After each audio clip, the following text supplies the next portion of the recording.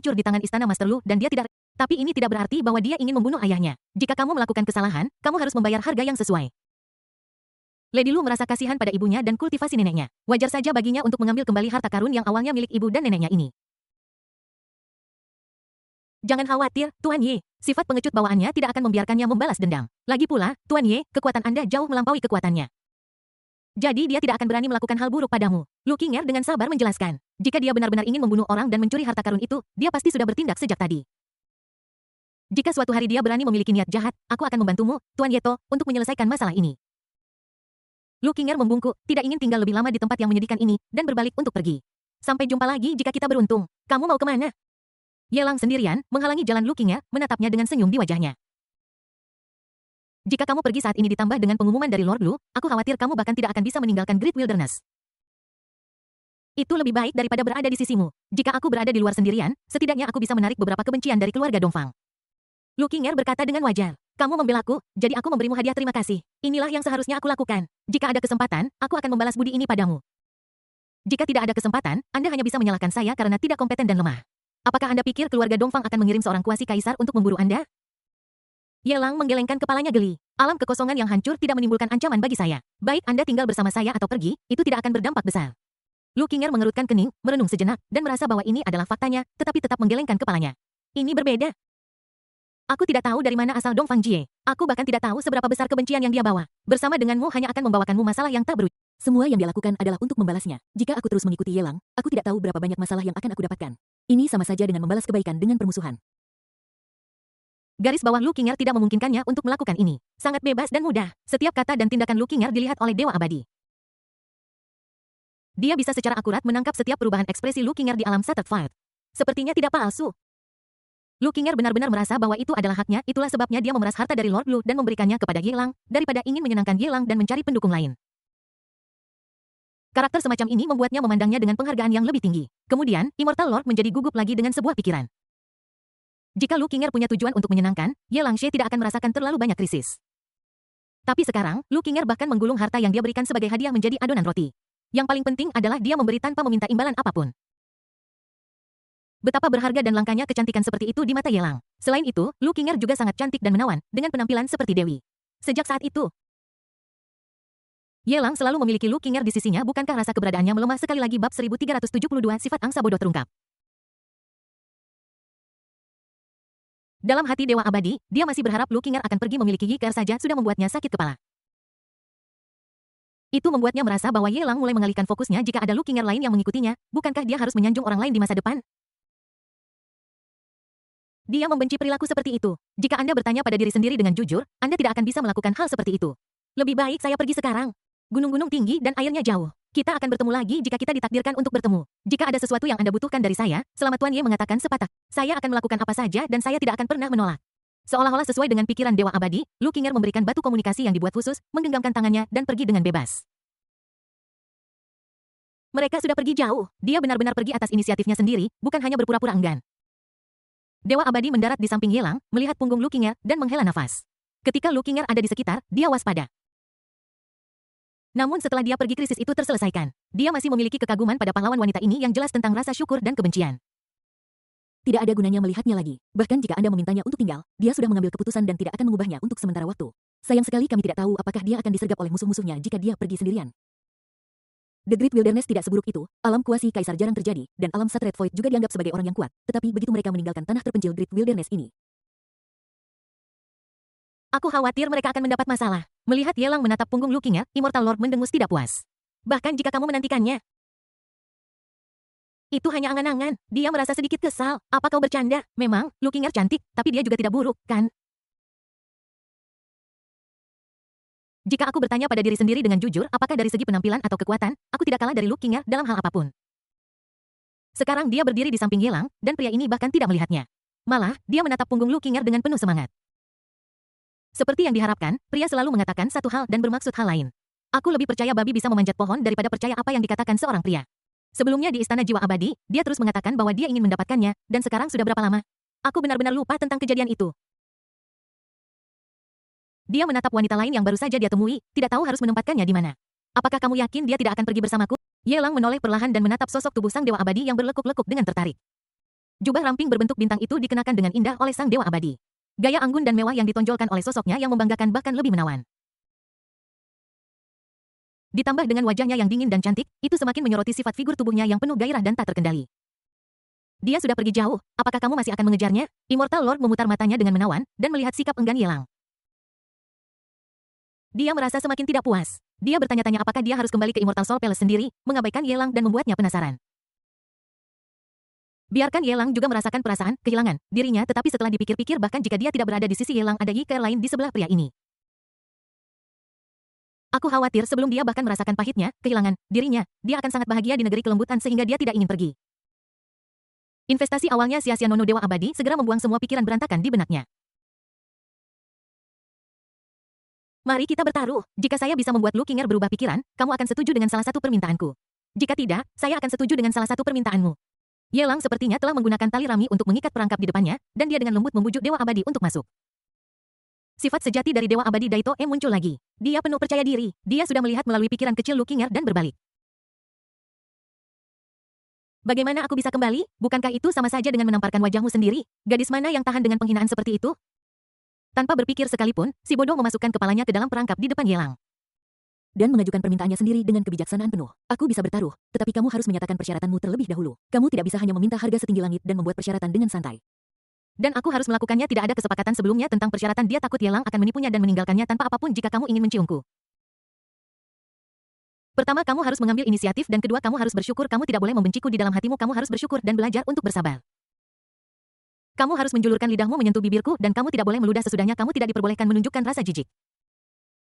Ye Lang berbicara dengan jelas dan cepat, menatap mata berbintang Dewa Abadi yang seterang gunung dan sungai, dengan senyum di wajahnya. Tanpa ancaman dari istana Tianluo, kamu masih ingin terus memanfaatkanku? Bukankah kamu menganggapnya begitu saja? Dewa Abadi mencibir, tampak sangat jijik dengan pikiran kecil Ye Lang. Padahal, tidak ada rasa jijik di hatiku. Pertama-tama, kondisi ini telah dipenuhi sebelumnya. Kedua, dia merasa bahwa Lu Qinger tidak akan menoleh ke belakang. Mengapa Anda menolak kesepakatan yang pasti akan menghasilkan uang bagi Anda? Mari bertaruh. Dewa Abadi memegang benda-benda berat di tangannya dan melirik Ye Lang dengan tenang. Namun, aku harus melihatmu mengundang Lu Qinger. Kamu tidak diizinkan untuk menggangguku. Dan kamu tidak diizinkan mengancamku dengan perasaan manusia. Akhirnya, kamu tidak diizinkan mengungkapkan taruhan kita. Sejauh ini dia masih tidak tahu batas bawah Ye Lang. Saya tidak tahu seberapa rendah batas minimalnya. Saya tidak berani percaya begitu saja bahwa ada sesuatu yang tidak bisa dia lakukan. Anda harus memperjelas kata-kata Anda. Percuma saja. Ye Lang mengeluarkan batu komunikasi yang ditinggalkan Lu Qinger. Begitu kekuatan spiritual disuntikkan, sebuah layar tampilan yang terbuat dari kekuatan spiritual muncul di depannya. Di layar tampilan, Lu Qinger sedang bertarung dengan beberapa jenius. Dia baru saja meninggalkan istana abadi Jiutian dan telah menjadi target banyak jenius. Di antara mereka, ada juga pria kuat di alam Shattered Fight yang menjadi penjaga para jenius dari berbagai domain. Tuan Ye, apa yang bisa saya lakukan untuk Anda?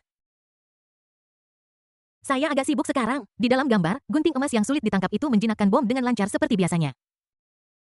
Lu Qinger menggunakan tindakannya untuk membuktikan gelarnya sebagai ahli penjinak bom. Dia sedang berada di Gadan atau sedang dalam perjalanan ke Gadan. Setelah mengatasi beberapa rintangan, Lu Qinger bertanya dengan rasa ingin tahu, mungkinkah dia menyerang Master Ye? Apakah itu tidak ada hubungannya dengan Lord Lu?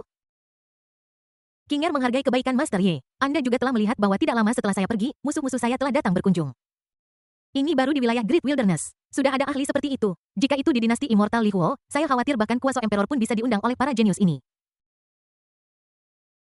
Sebelum menutup telepon, Lu Qinger menolak kebaikan Ye Lang dengan suara yang nyaring. Lu Qinger bisa dipercaya.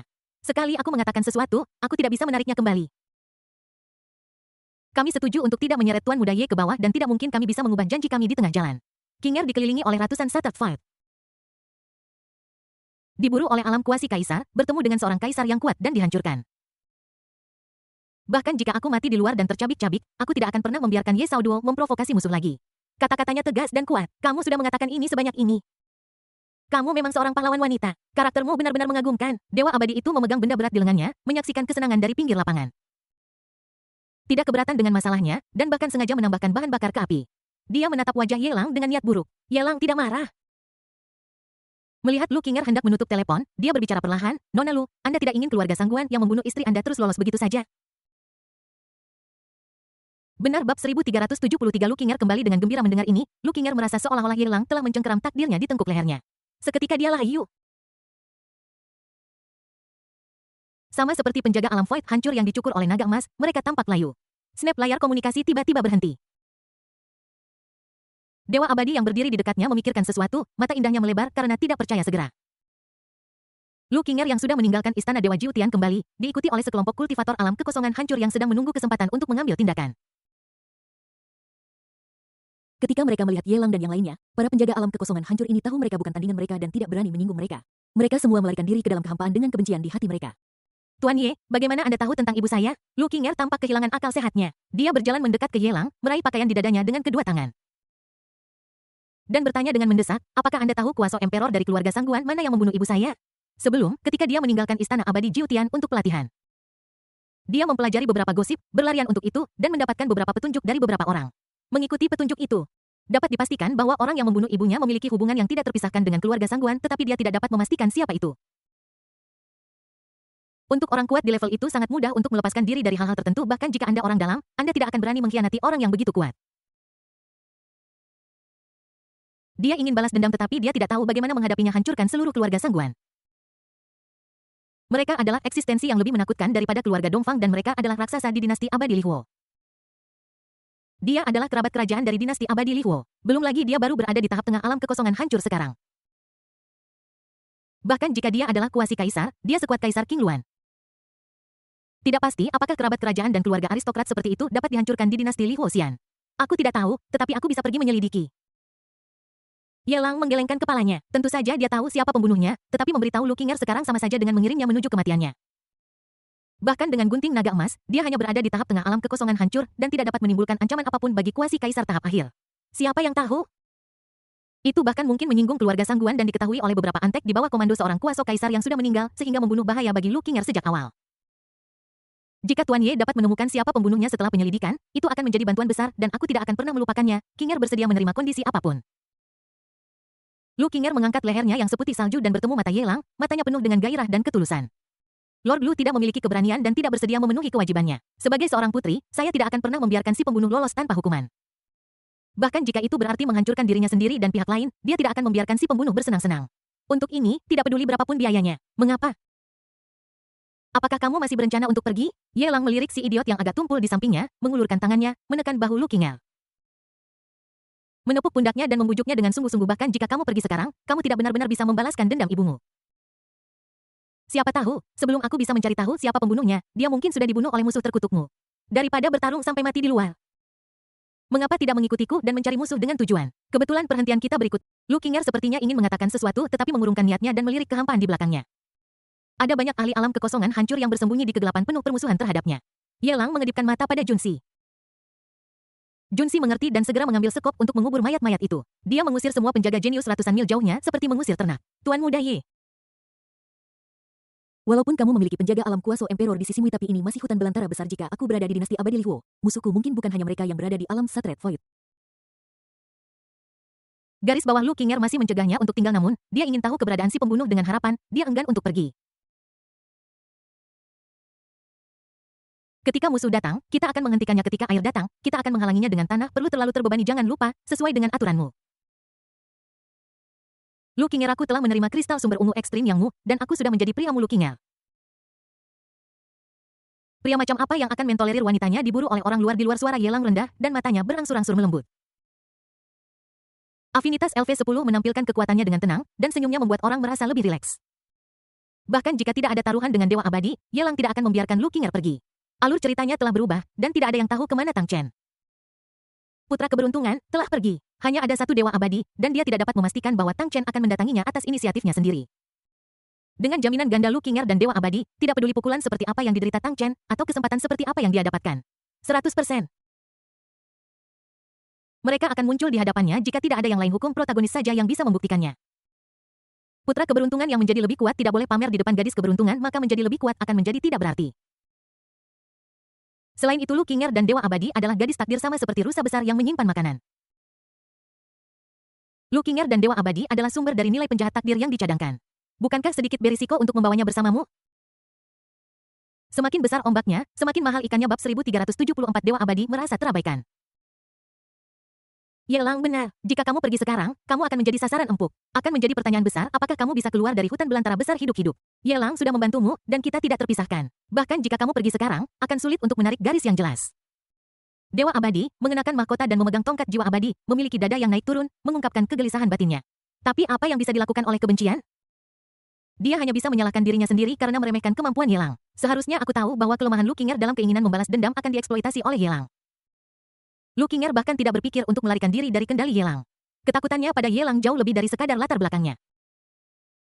Hal yang paling tidak bisa dia percayai tentang Ye Lang adalah jaringan intelijennya yang serba tahu. Dia sangat curiga bahwa Ye Lang bukannya tidak menyadari pembunuh ibu Lu Qinger, tetapi dia sengaja menyembunyikannya. Tujuannya adalah menggunakan informasi ini untuk menjaga Lu Qinger di sisinya. Orang ini sangat jahat dan kejam. Hanya dia yang berbohong. Aku belum pernah melihat orang lain berbohong kepadanya. Saat Dewa Abadi memikirkannya, dia menjadi semakin bingung. Jika jaringan intelijen Ye Lang bahkan bisa menjangkau kerabat kerajaan dinasti Li Wuxian, betapa mengerikannya latar belakang di baliknya, kaisar. Bahkan jika ada seorang kaisar hebat, dia pasti bukan kaisar biasa. Dia pasti salah satu kaisar yang paling kejam. Jika Ye Lang benar-benar meninggalkan Great Wilderness, apakah dia untuk sementara waktu akan melepaskan kendali atas Istana Immortal Soul? Atau apakah dia akan mengikutinya ke dinasti Immortal Li Huo? Jika kamu pergi, beberapa kekuatan Istana Immortal Soul harus didesentralisasikan. Tapi cakrawalanya telah menjadi lebih luas dan tidak lagi terbatas pada area kecil di Great Wilderness. Jika aku tidak pergi, semua investasi pada Ye Lang akan sia-sia. Yang terpenting, dia juga menyadari bahwa visinya sebelumnya terbatas pada Immortal Soul Palace yang kecil. Kau tahu, dia adalah murid paling berbakat dari Immortal Soul Palace saat itu. Gurunya juga ingin dia terbang ke langit dan membuat nama untuk dirinya sendiri di dunia Xuan Huang yang sebenarnya. Bagaimana mungkin dia melewatkan kesempatan ini untuk menjilat seseorang yang begitu berkuasa? Ye Lang mengundangku lagi dan lagi. Dan itu tulus dan sepenuh hati sehingga tidak perlu khawatir. Akan tidak sopan untuk menolak lagi. Di mata Dewa Abadi. Lu Qinger sudah menjadi kura-kura dalam toples dan tidak bisa melarikan diri. Lagi pula, meskipun gadis kecil ini menyembunyikannya dengan sangat baik, kobaran api di matanya tidak bisa disembunyikan dari pandangannya. Pengalaman ibunya sebelumnya lah yang membuatnya waspada terhadap pria munafik seperti Lord Blue. Jika tidak, dalam keadaan normal, jika seseorang bertemu dengan pria seperti Ye Lang yang tampan dan pandai bertarung, dia mungkin akan berinisiatif untuk mendekatinya. Karena semuanya sudah diputuskan, daripada memperkeruh suasana atau sengaja membuat alasan, lebih baik memberikan bantuan. Dalam hatinya, Dewa Abadi diam-diam merasa bahwa rencana liciknya sangat cerdik. Oke, jika kamu butuh bantuan di sepanjang jalan, aku juga bisa membantu. Aku tidak bisa mengalahkannya di level kuasi kaisar, tapi jika aku menangkapnya lengah, aku masih bisa memberikan pukulan fatal. Lu Qinger mempertimbangkannya lagi dan tidak menolak. Leluconnya sebelumnya semua ditanggapi dengan serius oleh Ye Lang. Baginya, Ye Lang bersedia untuk melawan keluarga Dongfang. Jika dia terus ragu, Ye Lang akan merasa seperti ada sesuatu yang tersangkut di tenggorokannya dan tidak akan bisa menikmatinya sepenuhnya. Ikuti saja kegilaannya.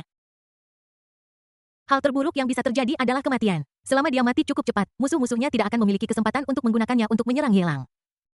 Aku pergi duluan, dan kemudian kita akan bertemu lagi setelah kita jauh dari penglihatan. Lu Qinger menandai Ye Lang dan melarikan diri tanpa berpikir. Bersiaplah untuk menyingkirkan semua eyeliner Junzi comeback. Ye Lang melambai kepada Junzi dan kemudian tanpa menyapa Dewa Abadi sekalipun, dia bergegas menuju alun-alun istana Dewa Jiutian. Saat ini, semua orang jenius di alun-alun besar telah bubar. Beberapa dari mereka sangat penasaran dan mengambil foto di beberapa tempat indah bekas pertempuran.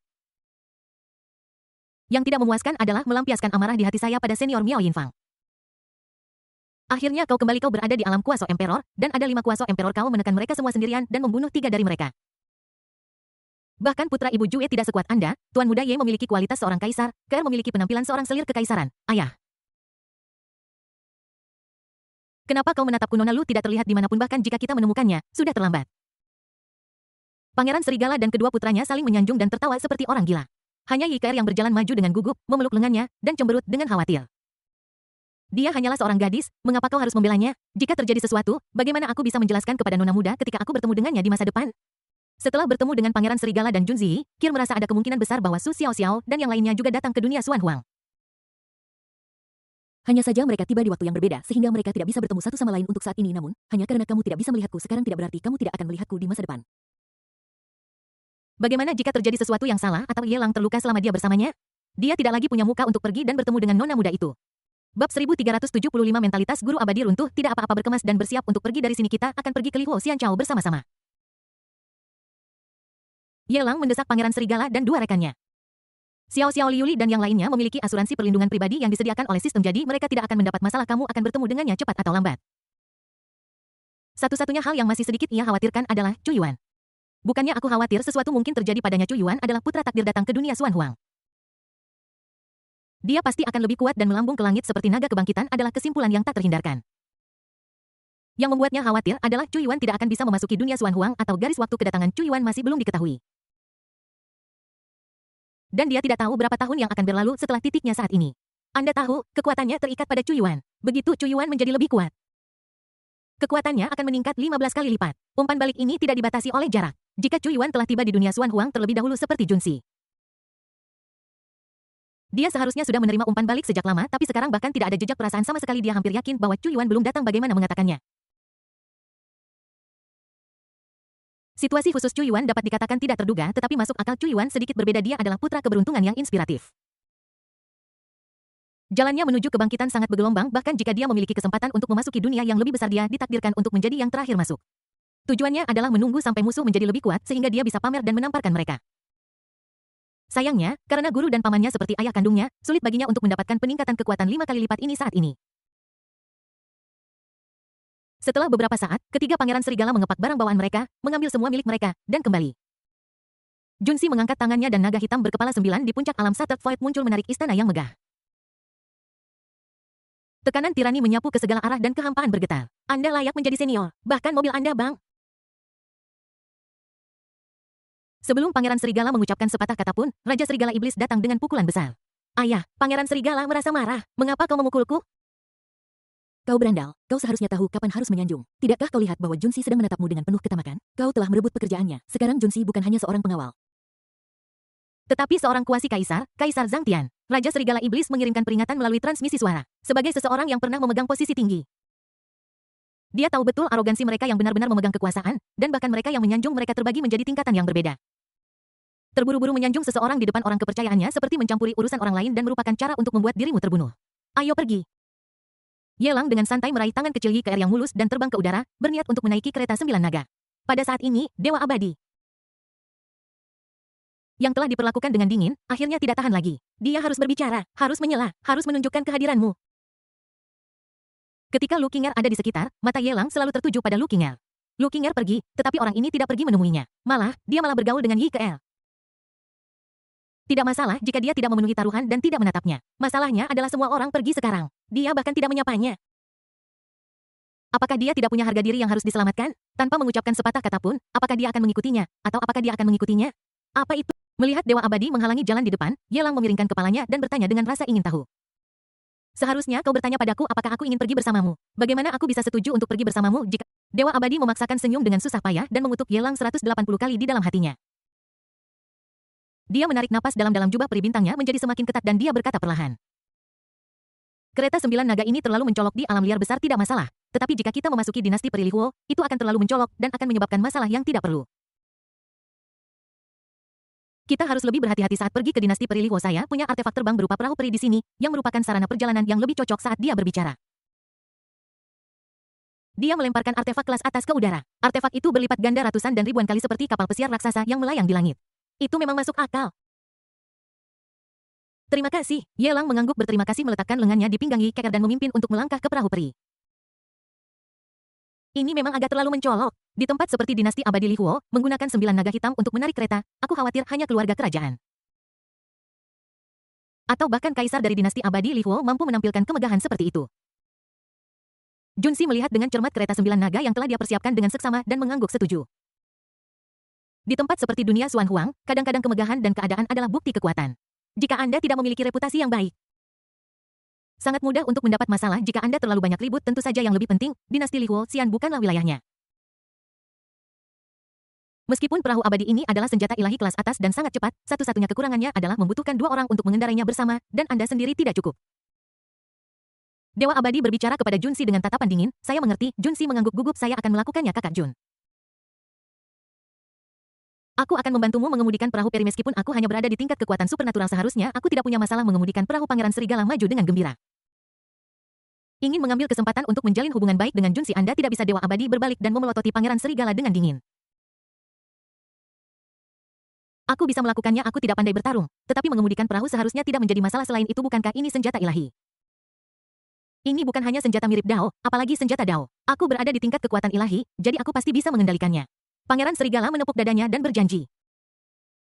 Aku bilang, kamu tidak bisa. Suara Dewa Abadi menjadi semakin dingin. Aku bisa merasakan suhu di sekitarku turun hingga titik beku.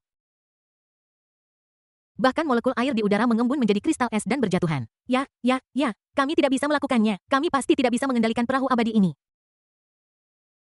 Raja Serigala Iblis bergegas maju dan menarik anak serigala yang bodoh itu dari platform eksekusi. Dewa Abadi tidak mengatakan apa-apa, berbalik dan terbang menuju perahu abadi, tampak seolah-olah dia telah mengonsumsi bertenton bubuk mesiu hitam. Wajahnya yang cantik begitu muram hingga seolah-olah air akan menetes darinya. Sebelum dia berjalan jauh, Dewa Abadi mendengar bisikan di belakangnya. Bajingan kecil, apakah kamu mencoba bunuh diri? Apa kamu tidak lihat bahwa Tuan Muda Ye belum mengundang Dewa Abadi itu untuk naik ke kapal? Guru Abadi akhirnya menemukan kesempatan untuk pergi bersama, dan kamu masih mencoba mencuri alasannya.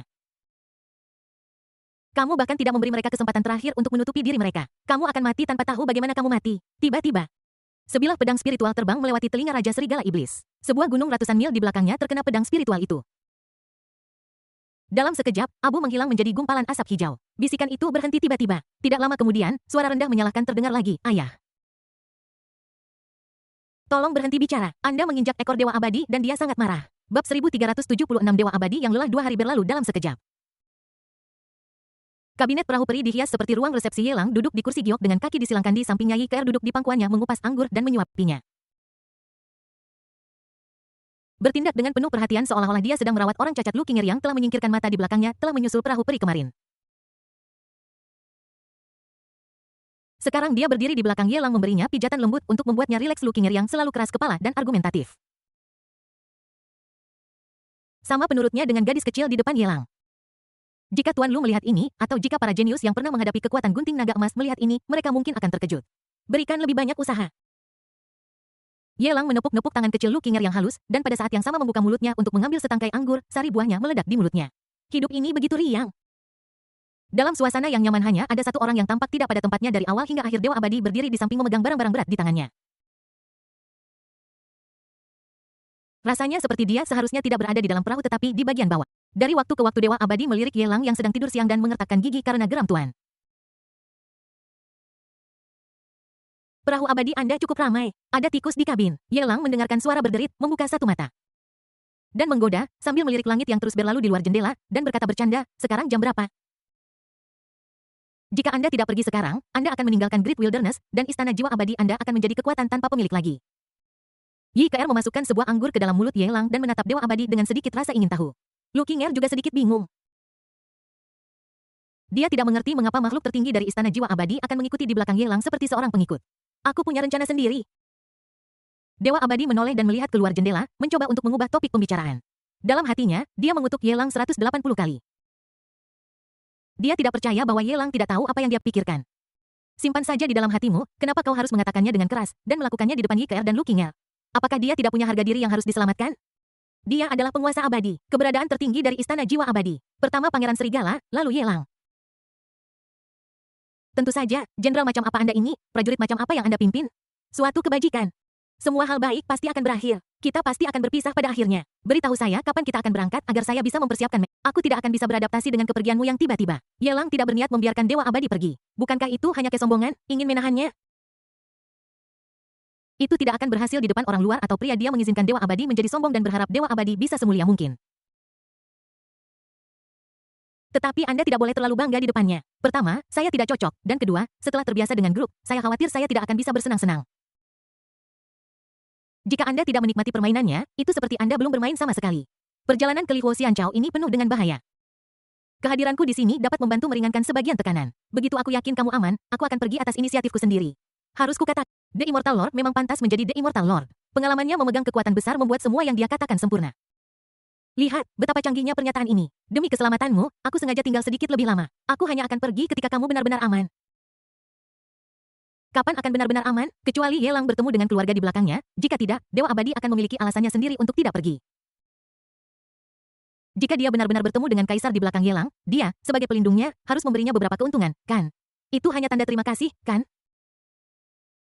Itu adalah Kaisar. Jika seseorang mencabut sehelai rambut dari kaki Kaisar Agung, itu akan cukup bagi Dewa Abadi untuk berjuang keras selama ribuan tahun di Great Wilderness.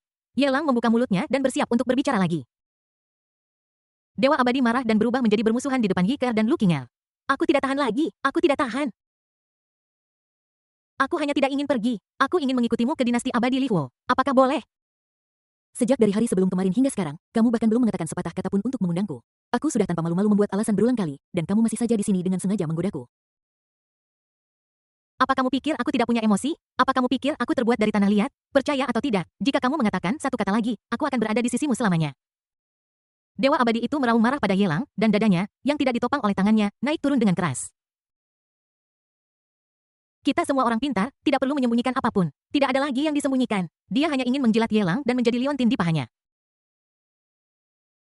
Jika kamu terus berbicara omong kosong, aku akan mengamuk dan bertingkah seperti anak manja. Di dalam kabin, suasananya agak stagnan. Anggur di tangan Yi Keer diperas dan jusnya memercik ke seluruh wajah Yelang. Lu Qinger dan Yi Keer saling menatap dengan mata terbelalak dan menelan ludah dengan gugup. Dia berdiri tanpa mengucapkan sepatah kata pun dan berjalan keluar dari kabin.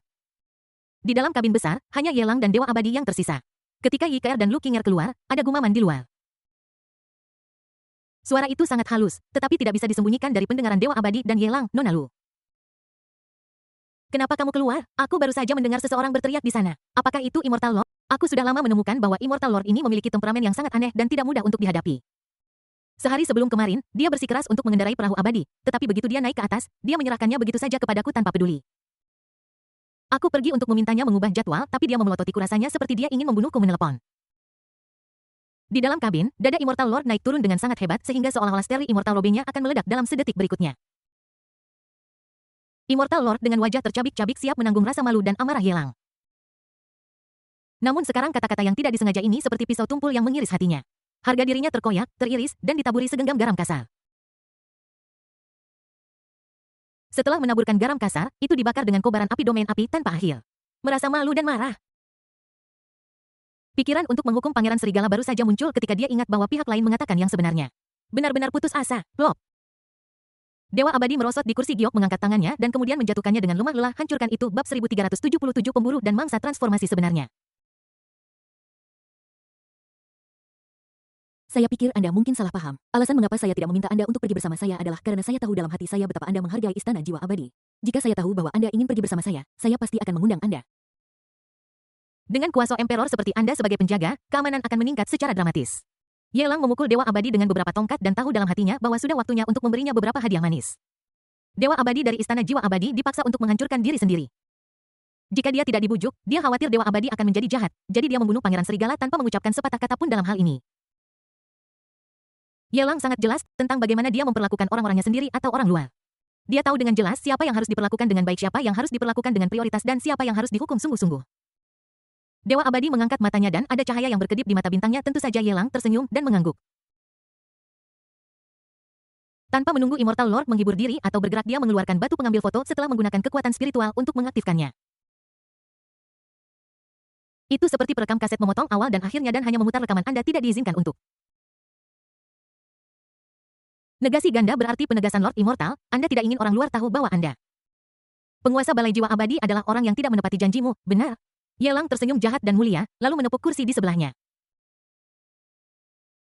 Dia melirik kursi itu, lalu ke pantat penguasa abadi. Aku rasa mungkin tidak cukup ruang. Dia menepuk pahanya lagi. Menunjukkan bahwa dia tidak menyukai penguasa abadi dan dia bisa duduk sebentar. Jika dia tidak terbiasa duduk, dia bisa melakukannya sebentar. Aku tidak menyangka bahwa kamu mengucapkan pidato yang begitu panjang hanya untuk memasang jebakan dan bahkan dengan sengaja menggunakan batu foto untuk merekamnya. Betapa tidak tahu malunya. Dewa Abadi menyadari sesuatu, dan rona merah menjalar di pipinya yang putih. Dia sangat malu dan marah hingga menelan ludah beberapa kali. Yelang menggelengkan kepalanya dengan serius. Itu salah, kaulah yang selalu tidak tahu malu. Dewa Abadi terlalu malas untuk berdebat dengan Yelang. Bagaimana mungkin gadis perawan Sea yang lahir dan dibesarkan di dunia Xuan Huang memahami begitu banyak lelucon di bawah ancaman Yelang? Seperti seorang janda yang disandera, dia tidak punya pilihan selain menerima ancaman Yelang. Dia berjalan mendekati Yelang dalam 3 langkah dan berinisiatif untuk menyapanya. Dewa Abadi tidak tahu apa-apa tentang ini. Satu-satunya pengalaman yang saya miliki adalah beberapa kali saya ditipu oleh Yelang untuk menciptakan hubungan palsu dengannya. Sayang sekali dia tidak berani menggunakan kekuatan spiritualnya maupun mengambil kesempatan untuk menyakiti Yelang. Meskipun agak pendendam, secara keseluruhan itu masih sangat berguna. Tercela, tidak tahu malu, kotor. Dewa Abadi dengan cepat berdiri, meluruskan jubah berbintangnya, dan memelototi Yelang dengan rasa malu dan marah di wajahnya.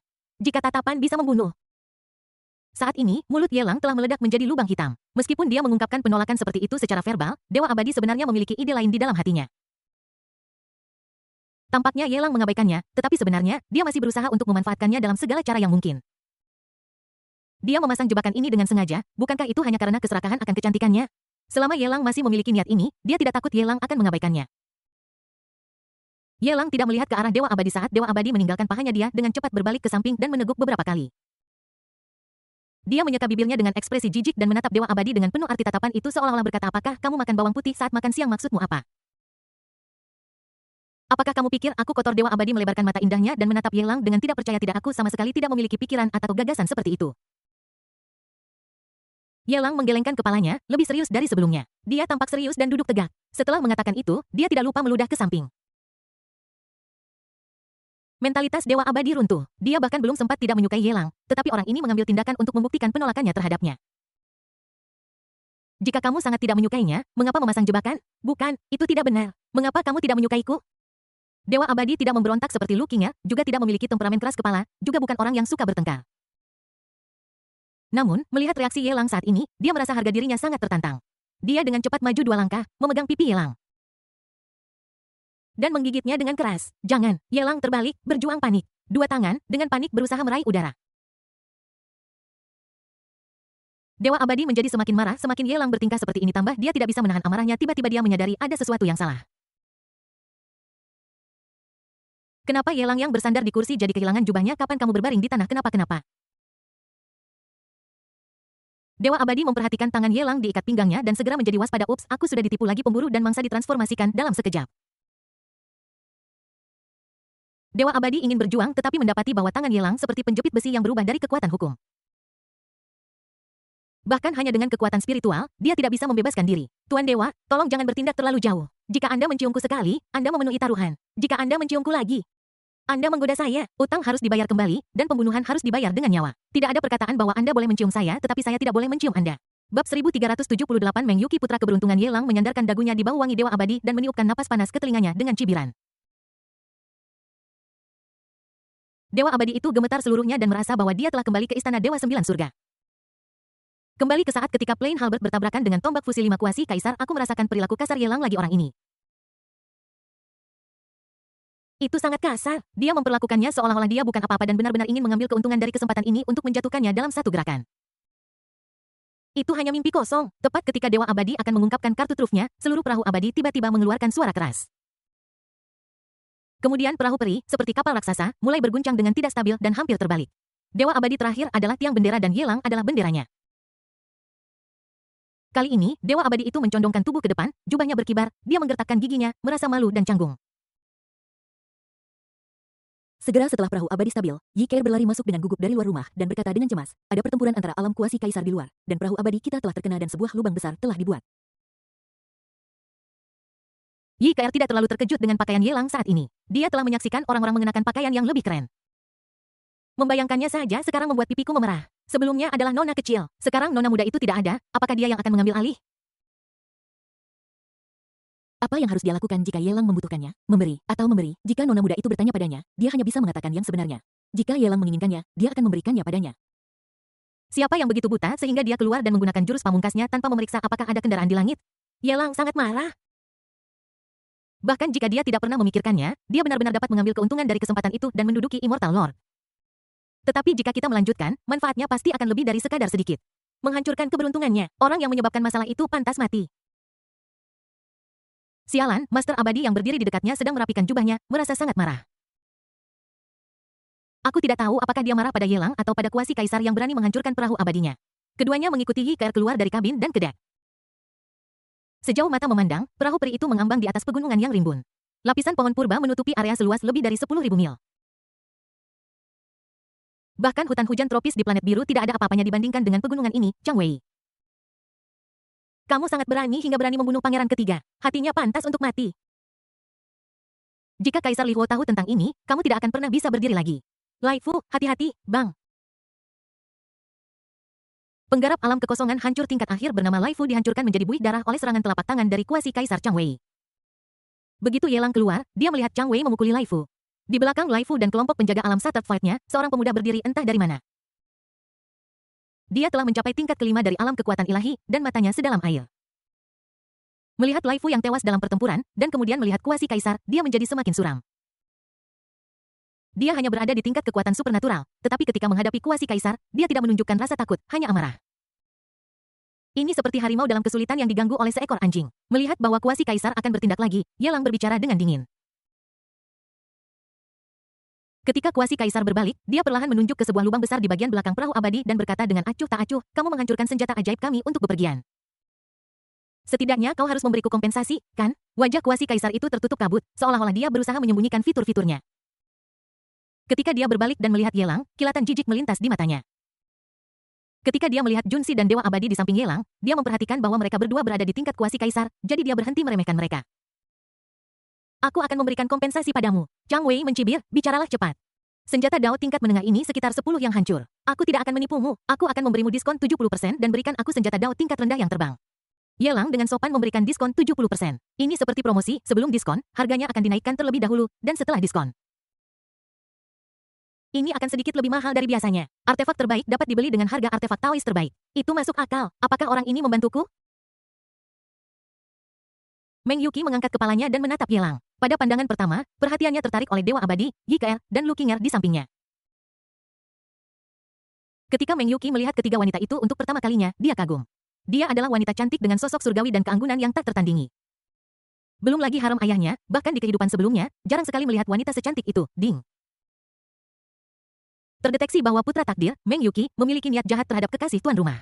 Putra takdir, Meng Yuqi, apa-apaan ini? Muncul lagi satu. Apakah Tang Chen dikalahkan oleh keluarga Dongfang atau semacamnya? Ye Lang mendengarkan suara mekanis dingin dari sistem dan merasa bingung. Dunia Xuan Huang memiliki sejarah panjang keberuntungan. Sistem penjahat takdir telah diaktifkan ke versi lanjutan. Jumlah anak-anak keberuntungan pasti tidak terbatas pada satu orang. Mulai sekarang, ketika seorang anak keberuntungan terdeteksi, sistem akan melaporkannya kapan saja. Nada pemberitahuan sistem tetap tanpa emosi seperti biasa. Tetapi hanya melalui beberapa kata, Ye Lang mendapatkan informasi yang ingin dia ketahui. Ada banyak putra keberuntungan di dunia Xuan Huang, tidak hanya satu. Dan mereka tidak akan muncul satu demi satu ketika kita bertemu kita melakukannya juga Tang Chen belum mati Meng Yuqi. Ye Lang menyipitkan matanya dan menjadi tertarik dia melihat Meng Yuqi yang berada di belakang kelompok orang alam void hancur. Ekspresinya menjadi semakin main-main tuan, kami adalah penjaga di samping pangeran ketiga tolong bantu pangeran ketiga untuk membunuh pembunuh ini. Kami akan memberi Anda imbalan yang besar setelahnya. Ada seorang penjaga di puncak alam void hancur yang membungkuk ke arah Ye Lang dengan sikap tulus. Di samping alam void hancur, ada dua penjaga kuasi kaisar. Anak ini jelas bukan orang biasa. Tolong bantu aku, peri. Aku akan memberimu imbalan yang besar nanti. Meng Yuqi juga berbicara, tetapi matanya tertuju pada Dewa Abadi. Dewa Abadi mengangkat tangannya, siap untuk menyerang. Hei, apa yang sedang kamu lakukan? Ye Lang meraih pergelangan tangan Dewa Abadi dan bertanya dengan terkejut. Bukankah kamu ingin menipu Chang Wei? Aku akan membantumu. Dewa Abadi melihat bahwa Ye Lang bertingkah tidak seperti biasanya dan dadanya, yang baru saja pulih sedikit, mulai sakit lagi. Orang ini, kenapa dia berubah begitu cepat? Mengenai pangeran ketiga, aku tidak mengenalnya sama sekali dan aku tidak peduli padanya sama sekali. Dia hanyalah seorang pangeran, tetapi penjaga di sekitarnya hanya berada di alam kekosongan hancur. Tidak ada kartu yang sebesar milik Ye Lang. Itu hanya sampah. Kau bisa membiarkanku berurusan dengan pembunuh itu, tetapi aku butuh senjata Taois tingkat menengah. Jika tidak, tidak mungkin. Ye Lang memandang Meng Yuqi dan kelompok kultivator alam kekosongan hancur dan langsung mengajukan penawaran. Senjata Taois tingkat menengah, kenapa kau tidak merampok saja? Meng Yuqi dipenuhi dengan rasa kesal. Jika dia memiliki senjata Tao tingkat menengah, dia akan dapat meminta beberapa kuasi kaisar untuk bertugas sebagai pengawalnya. Untuk apa lagi kita membutuhkan Ye Lang? Itu hanyalah alam kehampaan yang rusak. Mengandalkan kepercayaan diri yang dibawa oleh latar belakang keluarganya, dia berani menawar harga setinggi langit di depannya. Itu benar-benar tidak masuk akal. Ding tuan rumah telah membuat marah putra takdir Meng Yuqi selamat kepada tuan rumah karena mendapatkan nilai penjahat takdir plus 20,000,000 Ding Meng Yuqi. Putra takdir telah mengembangkan mentalitas bermusuhan terhadap tuan rumah selamat kepada tuan rumah karena mendapatkan nilai penjahat takdir plus 10,000,000. Ding putra takdir Meng Yuqi cemburu dan takdirnya rusak selamat kepada tuan rumah karena mendapatkan nilai penjahat takdir plus 20,000,000. Bab 1379 pengawal setia Ding naskah baru saja dirilis Anda perlu mengonsumsi 200.000. 000 poin nilai penjahat takdir untuk melihatnya apakah tuan rumah sudah mengetahui hal ini sebelumnya. Mendengarkan suara mekanik sistem yang dingin Ye Lang tidak berpikir dua kali dan langsung memerintahkan untuk diinformasikan sebelumnya semua wall berasal dari domba. Sama sekali tidak peduli dengan harganya. Disertai dengan napas sejuk yang mengalir melalui pikiran saya, informasi tentang Meng Yuqi datang kepada saya. Ye Lang merenung sejenak, dan ketika dia melihat Meng Yuqi lagi, matanya berangsur-angsur menjadi panas. Kerja bagus, Ye Lang benar-benar orang baik. Anak kecil di depannya bukan hanya putra takdir, tetapi juga reinkarnasi dari kaisar. Di kehidupan sebelumnya, dia adalah seorang pejuang tingkat kaisar sejati dan juga pendekar pedang terkuat. Satu pedang dapat menghentikan sejuta tentara. Pedang itu menerangi 14, 15, 16, 17, 18, dan 9 negara bagian. Itu seperti anak sapi kecil yang berdiri terbalik dan menyambar petir, sangat dahsyat. Sayang sekali setelah reinkarnasi, Meng Yuqi tidak meninggalkan kultivasinya, dan dia bekerja keras untuk berkultivasi ke tingkat kekuatan supernatural. Dia berencana untuk membuka harta yang pernah dia benci dalam ingatannya, tetapi dia tidak menyangka bahwa dia akan dirampok oleh Chang Wei. Tuan, kami benar-benar tidak dapat menghasilkan senjata Dao tingkat menengah. Tetapi jika Anda bersedia membantu, kami masih bisa mendapatkan senjata Dao tingkat rendah jika kami bisa memikirkan caranya. Seseorang di alam Shattered Void masih ketakutan ketika dia melihat Chang Wei menatapnya dengan penuh nafsu dan meminta bantuan Yelang. Mereka tidak memenuhi syarat untuk memiliki senjata Tao kelas rendah, dan pangeran ketiga hanya berada pada tingkat kekuatan supernatural. Tetapi jika Anda meminta ibunda pangeran ketiga untuk itu, mungkin Anda masih bisa mendapatkannya. Sayang sekali pangeran ketiga tidak memiliki kekuasaan di dinasti abadi Li Huo, dan ibunya tidak disukai oleh kaisar. Jika tidak, bagaimana mungkin dia bisa dipaksa ke dalam keadaan memalukan seperti itu oleh seorang kuasa kaisar tahap awal? Tidak peduli apa, mereka semua adalah pangeran dari dinasti abadi Li Huo. Jika kita bisa menyelamatkan mereka, itu akan sangat bermanfaat bagi kita ketika kita pergi ke dinasti abadi Li Huo. Dewa abadi diam-diam mengirimkan pesan dan memberikan penilaiannya sendiri. Dia merasa bahwa dia sudah menyinggung keluarga Dongfang. Dan keluarga Sangguan yang merupakan kerabat kerajaan adalah saingan potensial. Jika pangeran diselamatkan, setidaknya akan ada markas. Jika tidak, jika kita pergi ke dinasti abadi Li Huo, kita akan diserang dari semua sisi. Jika Anda memiliki senjata Tao tingkat menengah, semuanya baik-baik saja. Jika tidak, lupakan saja. Yelang melambaikan tangannya dan tidak lagi memperhatikan para penjaga di alam kekosongan yang hancur. Sebaliknya, dia mengeluarkan beberapa peralatan dapur dari ruang sistem dan menyiapkan beberapa bahan sambil menginstruksikan Junsi dan yang lainnya untuk menyiapkan makanan. Dia menyaksikan kegembiraan Chang Wei menatap Lai Gui dan kelompok penjaga alam void hancurnya dengan sinis dan berkata dengan nada menghina, dia hanyalah seorang pangeran yang tidak berguna. Bahkan Kaisar Li Huo bahkan tidak meliriknya sedetik pun. Jika Anda mengikutinya, Anda akan mati. Bahkan ibu dari pria tak berguna ini tidak disukai oleh Kaisar. Apa cara lain yang ada? Lebih baik biarkan aku membunuhnya. Yang mulia, cepat lari. Aku akan melindungi retretmu. Lai Gui dan kelompoknya yang terdiri dari lebih dari selusin penjaga alam void hancur mendesak Meng Yuqi. Mereka mengeluarkan artefak kelas atas mereka dan membentuk formasi besar. Riak muncul di depan selusin prajurit alam void hancur dan secara bertahap berubah menjadi kura-kura hitam besar. Lihat, akan kubela tempurung kura-kuramu. Chang Wei melirik Yelang dan merasa sedikit khawatir melihat orang-orang ini tidak berniat untuk bertindak. Tanpa menahan diri, dia langsung mengeluarkan kapak raksasa dari senjata Tao tingkat rendah yang mengandung aura hukum daging dan kekuatannya melonjak. Kapak itu menebas dan kehampaan bergetar. Gunung, sungai, dan aliran yang tak terhitung jumlahnya hancur dalam sekejap. Dampak kekuatan yang dahsyat menyebabkan lusinan penjaga alam kekosongan hancur memuntahkan darah dari mulut mereka. Bahkan Meng Yuqi yang telah mengambil 3 langkah untuk meninggalkan tempat itu pun terkena dampaknya, dan darah menyembur keluar dari mulutnya. Dia menatap ke arah kuasi Kaisar Chang Wei dan menggertakkan giginya. Melihat Yelang dan kelompoknya yang dengan santai menonton kesenangan di samping, dia merasa lebih terhina. Ding! Sang putra keberuntungan telah mengembangkan kebencian terhadap tuan rumah. Selamat kepada tuan rumah karena telah memperoleh nilai penjahat takdir plus 10 juta. Ding, putra keberuntungan terus menyimpan kebencian terhadap tuan rumah. Selamat kepada tuan rumah karena telah memperoleh nilai penjahat takdir plus 20 juta. Ding, putra keberuntungan marah kepada tuan rumah. Selamat kepada tuan rumah karena mendapatkan nilai penjahat takdir plus 30 juta. Dibandingkan dengan Meng Yuqi yang sedang diburu, geladak perahu abadi dipenuhi dengan angin harum yang sangat menyenangkan. Junsi adalah koki dan Pangeran Serigala adalah pelayan. Satu demi satu hidangan disajikan di atas meja oleh Pangeran Serigala. Ini adalah ikan goreng dengan esensi aromatik. Diambil dari bagian tergemuk dari Raja Tuna di alam void yang dalam yang hancur. Ini adalah sayap harum dengan nasi yang diambil dari sayap elang langit berbulu hitam di alam supernatural meskipun hanya di alam supernatural. Sayap elang langit berbulu hitam sangat lezat, tidak berkualitas. Jika melihat sayap elang langit berbulu hitam dan merasa mual. Rasanya seperti seseorang membawa sepiring hidangan kaki babi kecap yang terbuat dari lengan orang kulit hitam ke Yelang. Hei Miss Keiryu, tebak dengan benar minuman ini bernama jus minyak plum. Rasanya manis dan lezat, serta menghilangkan panas dan mengurangi rasa berminyak. Pangeran Serigala dengan gembira membawa beberapa minuman lagi. Lalu, satu demi satu hidangan disajikan di meja seperti sup harum dengan cumi-cumi kue emas suci kue, jantung buaya kukus, kepala udang kukus, dan ikan mulet kukus. Ada begitu banyak hidangan sehingga dapat didaftarkan di menu. Untuk hidangan utama terakhir, Junsi memikirkannya berulang kali dan tidak tahu harus membuat apa.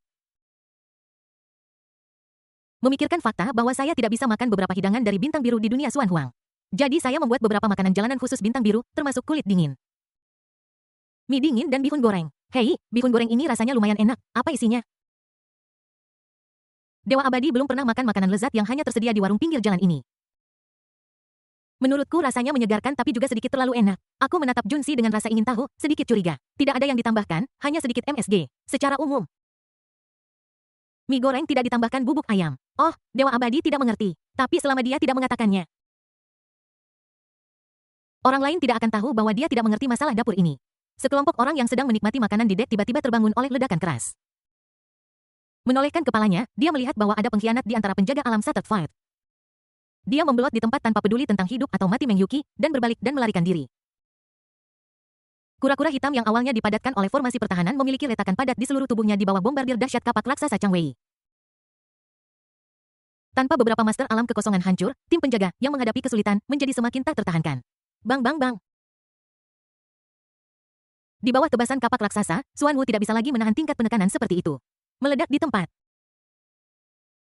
Puluhan penjaga Shattered Void Realm menderita reaksi balasan, menyemburkan darah hitam dari mulut mereka, dan melesat menuju pegunungan di bawah seperti Howitzel.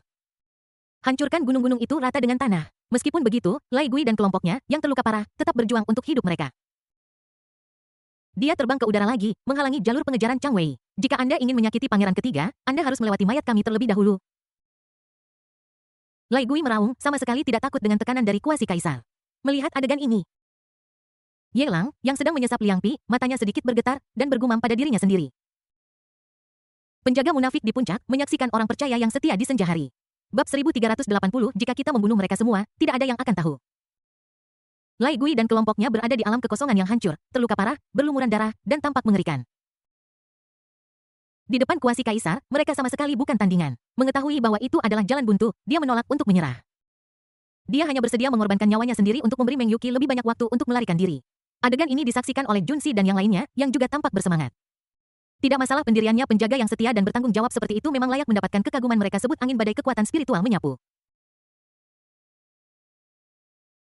Dan pada kapak raksasa Chang Wei ada energi menakutkan yang membuat gunung-gunung mulai bergetar. Dia ingin membunuh semua penjaga yang menghalangi jalannya dengan satu serangan berhenti. Ye Lang meletakkan mangkuk dan sumpitnya mengambil jubah bintang guru abadi di sebelahnya, menyeka sudut mulutnya, lalu menatap Chang Wei. Menunjuk ke kapak raksasa dan berkata dengan dingin, berikan aku kapak itu, apa yang sedang kau bicarakan? Chang Wei menatap dingin pada Ye Lang yang mulai bertingkah lagi bertanya-tanya seperti apa rangkaian otaknya.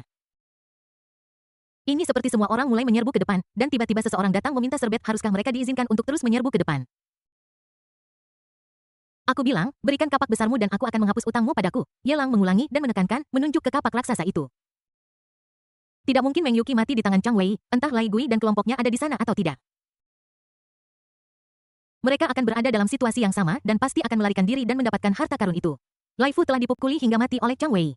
Lai Gui adalah seorang pengawal pribadi yang setia dan berdedikasi. Dia mungkin memanfaatkan rasa terima kasihnya dan latar belakangnya yang lemah dan menjadi mata-mata. Tentu saja, yang lebih penting, beberapa orang tergerak oleh Lai Gui dan kelompoknya yang berlumuran darah. Jika Anda dapat memanfaatkan kesempatan ini untuk mendapatkan niat baik, Anda akan sia-sia jika tidak mengambilnya. Anda sangat sombong. Dan kamu berani merampok senjata Taoisku? Apakah kamu tahu siapa yang mendukungku? Chang Wei marah, jika saja tidak ada dua kuasi kaisar di sisi yang berlawanan. Dia sudah mencincang Ye Lang menjadi berkeping-keping dengan kapak. Seorang kultivator alam kekosongan hancur tahap awal berani berteriak di depannya. Dia benar-benar tidak tahu bagaimana hidup atau mati. Aku tahu. Dia adalah pangeran kedua dari dinasti abadi Li Huo. Bukankah kau mengikuti perintah pangeran kedua untuk berurusan dengan Meng Yuki? Ye Lang memutar matanya dan berkata dengan acuh tak acuh, aku tidak peduli kau milik siapa. Jika kau membunuh seseorang, kau harus membayar dengan nyawa. Jika kau berutang uang kepada seseorang, kau harus membayarnya kembali. Aku sudah memberitahumu 2 kali, tetapi kau masih menolak untuk membayar. Jangan salahkan aku karena mengambilnya sendiri. Berhenti makan, ayo. Ye Lang menoleh dan meletakkan mangkuk dan sumpit yang dipegang oleh Dewa Abadi di atas meja seolah-olah dia akan menutup pintu dan mengeluarkan anjingnya, mendengus. Dewa Abadi mengerutkan kening dan memelototi Ye Lang dengan jijik. Dia menggunakan mantra kecil untuk memurnikan jubah keabadian, lalu dia menggenggam tongkat jiwa abadi dan berjalan keluar dari belat. Saat perang akan pecah. Retakan lain muncul di kehampaan. Satu demi satu sosok dari alam kekosongan hancur keluar dari sana. Pemimpinnya. Seorang kultivator alam kekosongan hancur puncak menatap Dewa Abadi sejenak, lalu menoleh ke Ye Lang dan berkata dengan dingin, Tuan Muda Ye. Saya tidak tahu dari mana Anda berasal, saya juga tidak tahu dari mana Anda mendapatkan berita itu. Tetapi satu hal yang pasti, masalah ini bukanlah sesuatu yang bisa Anda provokasi. Bahkan jika Anda memiliki latar belakang yang kuat, Anda tidak boleh terlibat dalam urusan keluarga kerajaan. Anda tahu saya, Ye Lang sedikit terpana. Kenapa bisa? Apakah dia punya kenalan di dinasti Li Huoxian? Kamu tidak ingat aku? Puncak alam kekosongan hancur sedikit terkejut. Siapa kamu? Apakah kamu punya 3 kepala dan 6 lengan? Atau 5 kepala dan 10 lengan? Kamu hanya punya 1 kepala dan 2 lengan. Mengapa aku perlu mengenalmu? Yelang acuh tak acuh. Aku benar-benar tidak mengenalinya. Tidak ada yang menyangka bahwa di antara para pembunuh yang menyerang Meng Yuqi ada orang seperti itu. Dalam plot aslinya, hanya Chang Wei yang muncul. Tuan, orang ini adalah Grand Elder Agung dari Istana Immortal Soul, orang yang melarikan diri dari Istana Immortal Soul sebelumnya. Junsi berada di samping Yelang, mengingatkannya dengan tenang. Ini adalah masalah serius yang menyangkut kelangsungan hidup dinasti abadi Li Huo. Jika Anda berani ikut campur, Anda akan menjadi musuh keluarga kerajaan dinasti abadi Li Huo. Bahkan kaisar pun tidak dapat melindungi Anda. Tetua Agung dari Istana Jiwa Abadi, sekarang menjadi jongos pangeran tertentu, mengancam Yelang CK. Mereka semua adalah pangeran, tetapi perbedaan dalam perlakuan mereka terlalu besar. Yelang menghela napas dan menggelengkan kepalanya. Chu Yuan dan Meng Yuqi sama-sama putra takdir dan sama-sama pangeran.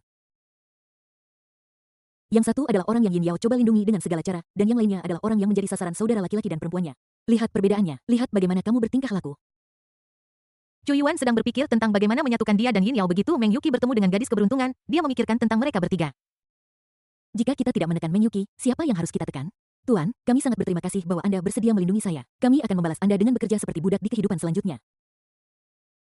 Sayangnya, masalah ini melibatkan terlalu banyak hal. Saya harap Anda dapat menarik diri tepat waktu. Lai Gui membungkuk kepada Yelang. Saya juga bisa melihat situasi saat ini. Chang Wei adalah orang suruhan pangeran kedua. Kelompok orang alam kekosongan hancur yang datang ke sini memiliki hubungan yang tidak jelas dengan sang pangeran. Dia pernah melihat sosok-sosok ini di alam kekosongan hancur di Istana Timur. Menjadi target pangeran dan putra mahkota, Lai Gui merasa bahwa dia tidak punya jalan keluar. Setelah kembali, kamu akan mati. Tidak perlu melibatkan Yelang. Yelang, masalah ini terlalu rumit. Sekali aku terlibat terlalu dalam. Aku tidak akan bisa melepaskan diriku. Immortal Lord memasang ekspresi serius di wajahnya, memandang Great Grand Elder dengan rasa jijik yang besar. Namun, dia tidak berniat membunuhnya. Itu hanyalah serangan kejutan, tetapi sebenarnya melibatkan perebutan kekuasaan di dalam keluarga kerajaan dinasti Li Huoxian. Begitu mereka bertindak, tidak peduli apakah mereka benar atau salah. Begitu para pemimpin puncak dinasti Li Huoxian mengetahui hal itu, mereka yang mengetahuinya akan dieliminasi untuk menghilangkan dampaknya. Kesalahan sekecil apapun akan menyinggung seluruh dinasti Dewa Li Huo. Ini berkali-kali lebih menakutkan daripada keluarga Dongfang dan keluarga kerajaan keluarga Sangguan. Jika kita membunuh mereka tidak ada yang akan tahukan. Yelang melihat dan Junsi langsung mengerti. Dia mengambil sekop dan bergegas menuju Chang Wei. Perang pecah, mengguncang bumi. Orang gila. Orang gila ini, Dewa Abadi menghentakkan kakinya dengan marah. Namun dalam situasi saat ini, dia tidak punya pilihan selain bertindak dan hanya bisa mengikuti Yelang dalam membuat masalah. Dia menyerang tetua agung tertinggi. Di kedua medan pertempuran cahaya itu terang dan kekuatan hukum sangat padat menghancurkan dunia. Snap, kekosongan itu hancur.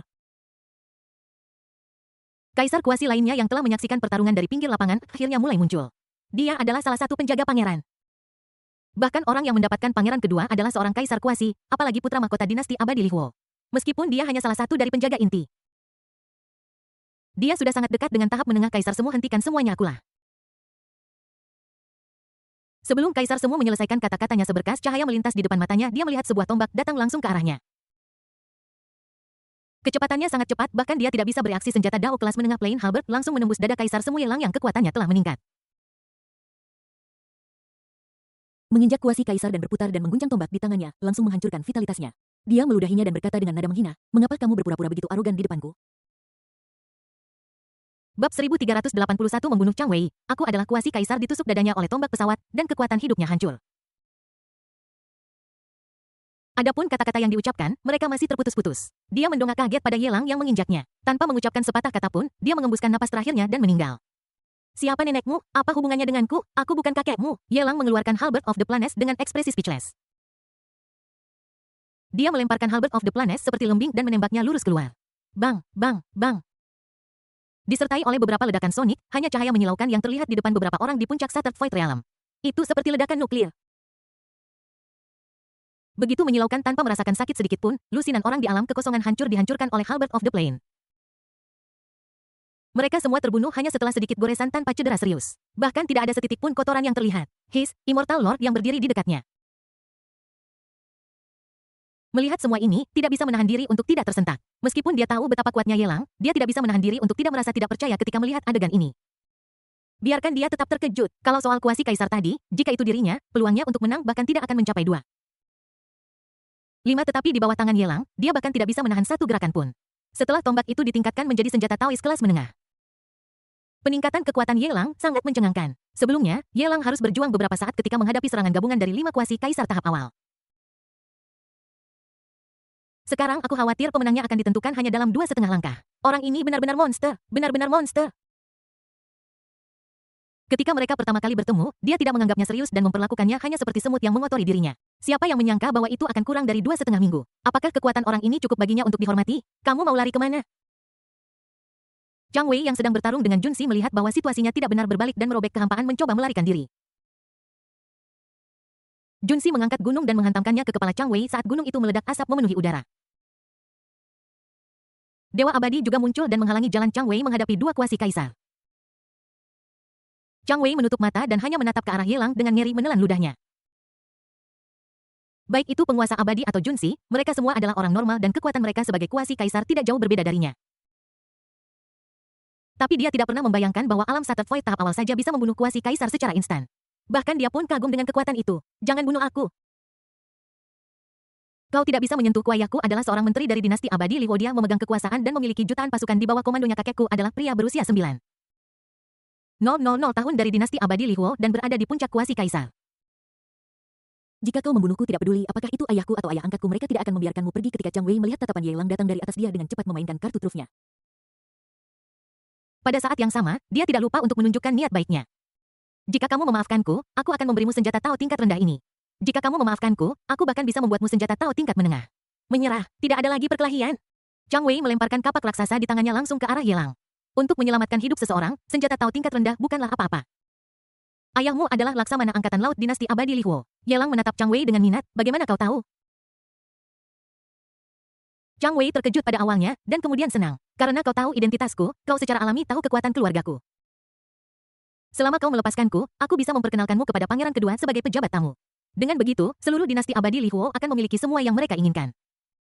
Apakah kamu punya kekasih di dinasti Li Huo Xian? Apakah kamu kenal sepupuku Dongfang? Wow, kerja bagus. Yelang memang orang baik.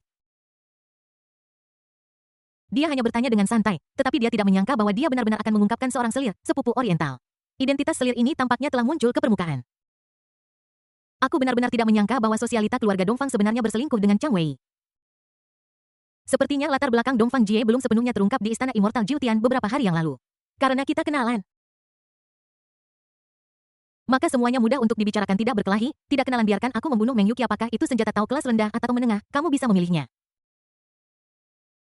Ketakutan di hati Chang Wei sedikit mereda. Siapapun yang memiliki sedikit akal sehat tahu latar belakangnya. Juga, aku tidak akan menentangnya. Belum lagi membantu pangeran ketiga yang tidak berguna akan menyinggung pangeran kedua. Jika aku membunuhmu, bukankah semuanya akan menjadi milikku? Yelang merasa geli. Aku tidak tahu apa yang ada di pikiran Chang Wei. Sebagai orang dewasa, mengapa kita harus bertanya pada diri sendiri pertanyaan pilihan ganda? Tentu saja kita harus memilih semuanya. Halberd of the Plain melesat keluar dan mengenai dada Chang Wei. Itu langsung memakukannya ke puncak gunung yang jaraknya puluhan mil. Halberd itu bersinar dengan cahaya warna-warni dan benar-benar menghancurkan tubuh Chang Wei dan seluruh gunung. Swish! Yelang meletakkan cincin luar angkasa di telapak tangannya dan menyelidiki indera spiritualnya ke dalamnya. Sebagian besar barang di dalamnya adalah harta langka yang dapat memulihkan energi spiritual. Ada juga beberapa artefak berkualitas tinggi. Namun, untuk senjata Taois tingkat menengah, The Plain Halberd perlu lagi melahap artefak tingkat atas ini. Mereka terlalu rendah dan dipandang rendah dasar brengsek. Kau mencoba meledakkanku. Aku bahkan tidak melihat sehelai rambut pun dari senjata Taois tingkat menengah. Dan senjata Taois tingkat rendah hanyalah kapak besar. Yelang menatap Chang Wei dengan jijik saat dia mengosongkan cincin ruangnya. Bab 1382 membunuh hati lebih dulu. Dewa Abadi datang ke sisinya dan berkata dengan kesal, apakah menurutmu senjata Dao itu kubis? Aku tidak tahu berapa banyak kuasi kaisar harus menghabiskan ratusan atau ribuan tahun hanya untuk mendapatkan senjata Dao tingkat rendah sekalipun. Dan mereka masih bisa mendapatkannya. Senjata Dao tingkat menengah tak ternilai harganya dan sangat langka. Yelang dengan tenang dan perlahan mengalihkan pandangannya ke tongkat jiwa abadi di tangannya. Hati Dewa Abadi menegang. Dan dia dengan cepat menyimpan tongkat jiwa abadi. Peringatan, kamu boleh punya ide lain, tetapi jangan punya ide apapun tentang tongkat jiwa abadiku. Yang merupakan simbol tertinggi dari istana jiwa abadi. Melihat mata Yelang perlahan bergerak ke arah hatinya yang masih sakit, Dewa Abadi merasakan sengatan di hatinya dan mengoreksi, tubuhmu juga tidak baik, oh wanita. Mengatakan sesuatu tetapi bermaksud hal lain. Yelang mencibir dalam hatinya dan terlalu malas untuk berdebat dengan Dewa Abadi. Cepat atau lambat orang itu dan senjatanya akan menjadi miliknya. Berbalik ke perahu abadi Lai Gui dan kelompoknya. Yang berada di alam void hancur berdiri di tengah udara dan berkata dengan tangan terkatup di udara, terima kasih. Tuan Yefor menyelamatkan kami, aku tidak akan pernah melupakan kebaikanmu. Ketika kami menemukan pangeran ketiga, Kami akan melaporkan ini kepadanya dan meminta senjata Tao tingkat rendah sebagai hadiah terima kasih dari Tuan Ye. Tidak perlu hadiah terima kasih. Yelang duduk di kursi giok yang dibawa oleh Pangeran Serigala, menyilangkan kakinya, dan berkata dengan senyum hangat, tidak ada masa depan bagimu untuk mengikuti Meng Yuqi, mengapa kamu tidak mengikutiku saja? Lai Gui dan kelompok alam Shattered Fight-nya saling memandang dengan bingung. Menggelengkan kepala mereka dengan pahit dan berkata kami menghargai kebaikan Tuan Ye, tetapi seorang menteri yang setia tidak boleh melayani dua tuan. Yelang menoleh dan melihat ke arah Junsi dan yang lainnya, haruskah Anda mengatakan sesuatu saat ini? Secara logika pada titik ini, seseorang seharusnya keluar dan menuduh Lai Gui dan yang lainnya tidak tahu berterima kasih. Bahkan jika Junsi telah diberi pelajaran, Pangeran Serigala dan yang lainnya seharusnya melompat keluar. Pangeran Serigala menggaruk ketiga kepalanya secara berurutan dengan kedua tangannya. Dia masih terkejut dengan kekuatan Yelang sebelumnya dan tiba-tiba ditanya sebuah pertanyaan. Matanya berputar 3 kali dan tiba-tiba dia menunjuk ke kaki kursi kaki giok. Yelang menghela napas. Jika kamu ingin menjadi baik dalam segalanya, itu hanya akan menyakitimu. Dia menoleh untuk melihat Lai Gui dan berkata dengan tenang, kalian semua orang pintar. Jadi aku tidak perlu mengatakan apapun. Meng Yuqi telah memberimu bantuan dan mampu mendapatkan formasi pertahanan kura-kura hitam untukmu barusan. Dalam kondisi prima, ia dapat menahan serangan kuasi kaisar dengan bantuan alam kekosongan yang hancur. Metode ini jelas bukan sesuatu yang bisa dimiliki orang biasa. Perilaku Meng Yuqi jelas bukan yang seharusnya dimiliki seorang pangeran miskin. Kalian sudah bersama siang dan malam, jadi seharusnya kau memiliki pemahaman tentang ini. Tetapi pernahkah kau berpikir bahwa dia hanya memiliki satu formasi yang perlu diaktifkan oleh alam Shattered Fight? Jika kamu tidak bertindak, apakah Meng Yuqi benar-benar akan mati di tangan Chang Wei? Di matanya, apakah dia menganggapmu sebagai orang yang berguna atau umpan meriam? Membunuh seseorang dan menghancurkan hati mereka. Hanya memfitnah Meng Yuqi hanya akan membuat Yelang tampak hina. Orang macam apa Meng Yuqi itu? Lai Gui dan kelompoknya sudah bersamanya begitu lama, bagaimana mungkin mereka tidak tahu? Namun, dia adalah seorang kaisar yang berinkarnasi dan seorang pendekar pedang. Di matanya, apakah dia benar-benar akan memperlakukan sekelompok orang dari Shattered Fight Realm sebagai saudara yang tidak bisa dia hilangkan? Tapi itu hanya bidak dalam pikiran Meng Yuqi. Kematian bidak-bidak ini tidak cukup baginya untuk menggunakan kartu trufnya. Mendengar ini, Lai Gui dan yang lainnya terkejut. Mereka tidak pernah menyangka bahwa Tuan Ye di depan mereka tahu begitu banyak tentang pangeran ketiga. Dia bahkan tahu formasi pertahanan kura-kura hitam dengan sangat jelas. Mereka juga mempertimbangkan kemungkinan yang disebutkan oleh Yelang dan menduga bahwa pangeran ketiga memang memiliki kartu truf lain. Sayang sekali mereka hanya penjaga dengan status rendah. Bagaimana mungkin mereka memenuhi syarat untuk memungkinkan pangeran ketiga menggunakan kartu truf seperti itu untuk melindungi hidup mereka? Saya hanya bisa mengatakan bahwa saya merasa kesal, tetapi saya tidak terlalu menolaknya. Perbedaan kelas membuat mereka memiliki pemahaman yang jelas tentang diri mereka sendiri, Tuan Ye. Kami menghargai kebaikan Anda, tetapi sulit untuk meminta Anda bergabung dengan guru lain. Hidup kami diselamatkan oleh Tuan Ye. Karena Tuan Ye memiliki permintaan dan kami tidak dapat memenuhinya, ambil saja nyawa kami. Lai Gui dan yang lain tidak berniat untuk melawan dan bersedia mati. Mereka yang menjadi penunggu pagar sudah melarikan diri, sisanya adalah tulang keras. Junsi tidak mengatakan apa-apa, berjalan perlahan ke depan, dan bersiap untuk memberikan layanan satu atap bagaimanapun. Dia sekarang adalah Kaisar Istana Iblis Langit Pemakaman. Dia tidak akan pernah berbicara terlalu banyak di depan orang luar ketika Anda tidak seharusnya muncul, diam saja. Dia bisa menjadi algojo ketika Tuan Muda membutuhkannya.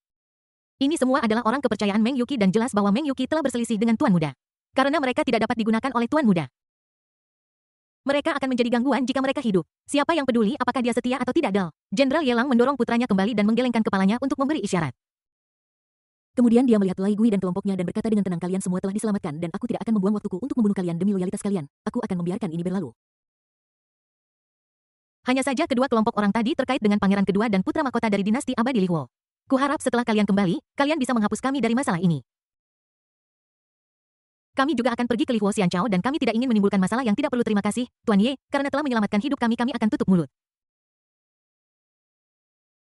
Lai Gui dan teman-temannya membungkuk dengan rasa terima kasih yang besar dan memujinya berulang kali sebelum berbalik untuk mencari pangeran ketiga, Meng Yuqi. Bab 1383 Dewa Abadi. Di atas kapal bajak laut kita seharusnya tidak membiarkan mereka pergi sebagai orang kepercayaan Meng Yuqi. Tidak mungkin orang-orang ini tidak memberitahu Meng Yuqi yang sebenarnya. Semakin banyak mereka tahu, semakin besar kemungkinan kebocoran informasi. Sungguh terlalu lancang untuk mempertaruhkan keselamatan kita sendiri pada orang luar. Dewa Abadi menatap Yelang yang tenang dan merasa bahwa tindakan Yelang kali ini agak terlalu impulsif. Kita tidak bisa mengampuni nyawa Lai Gui dan kelompoknya hanya karena mereka setia. Mereka yang mencapai hal-hal hebat seharusnya tidak pilih-pilih tentang hal-hal sepele. Dia yang pantas dibunuh harus dibunuh. Hanya orang mati yang bisa menyimpan rahasia sepenuhnya. Bagaimana menurutmu? Yelang berbalik dan melihat ke arah Lu Qinger dan yang lainnya sambil tersenyum. Jika mereka membocorkan rahasia, aku akan mencabik-cabik leci mereka. Lu Qinger menyipitkan mata indahnya dan mengepalkan tinjunya di atas kepalanya. Gunting emas menjulang. Apa yang kau inginkan dari leci mereka bahkan tidak bisa menepati janji mereka tidak pantas mendapatkan leci. Yi Kaer berjalan di belakang Yelang dengan penuh perhatian dan memberinya brainwave. Aku akan menontonnya bersamamu. Dia hanya berada di tingkat kekuatan supranatural dan dapat dianggap sebagai yang kuat di antara para murid di Istana Abadi Sembilan Langit. Tetapi begitu dia meninggalkan istana abadi Jiutian dan datang ke dinasti abadi Lihuo, dia segera menyadari celahnya. Semua orang yang muncul lebih kuat darinya. Jadilah fas saja. Aku tidak bisa membantumu jika aku sibuk. Oh, dan ada juga pil penerobos kekosongan yang dibuat khusus untukmu. Yelang mengeluarkan pil penghancur kekosongan yang telah diisi ulang sistem sebelumnya dari ruang sistem, menyerahkannya kepada Ye Keer, dan mendesaknya, manfaatkan beberapa hari ini untuk meningkatkan kultivasimu ke alam penghancur kekosongan.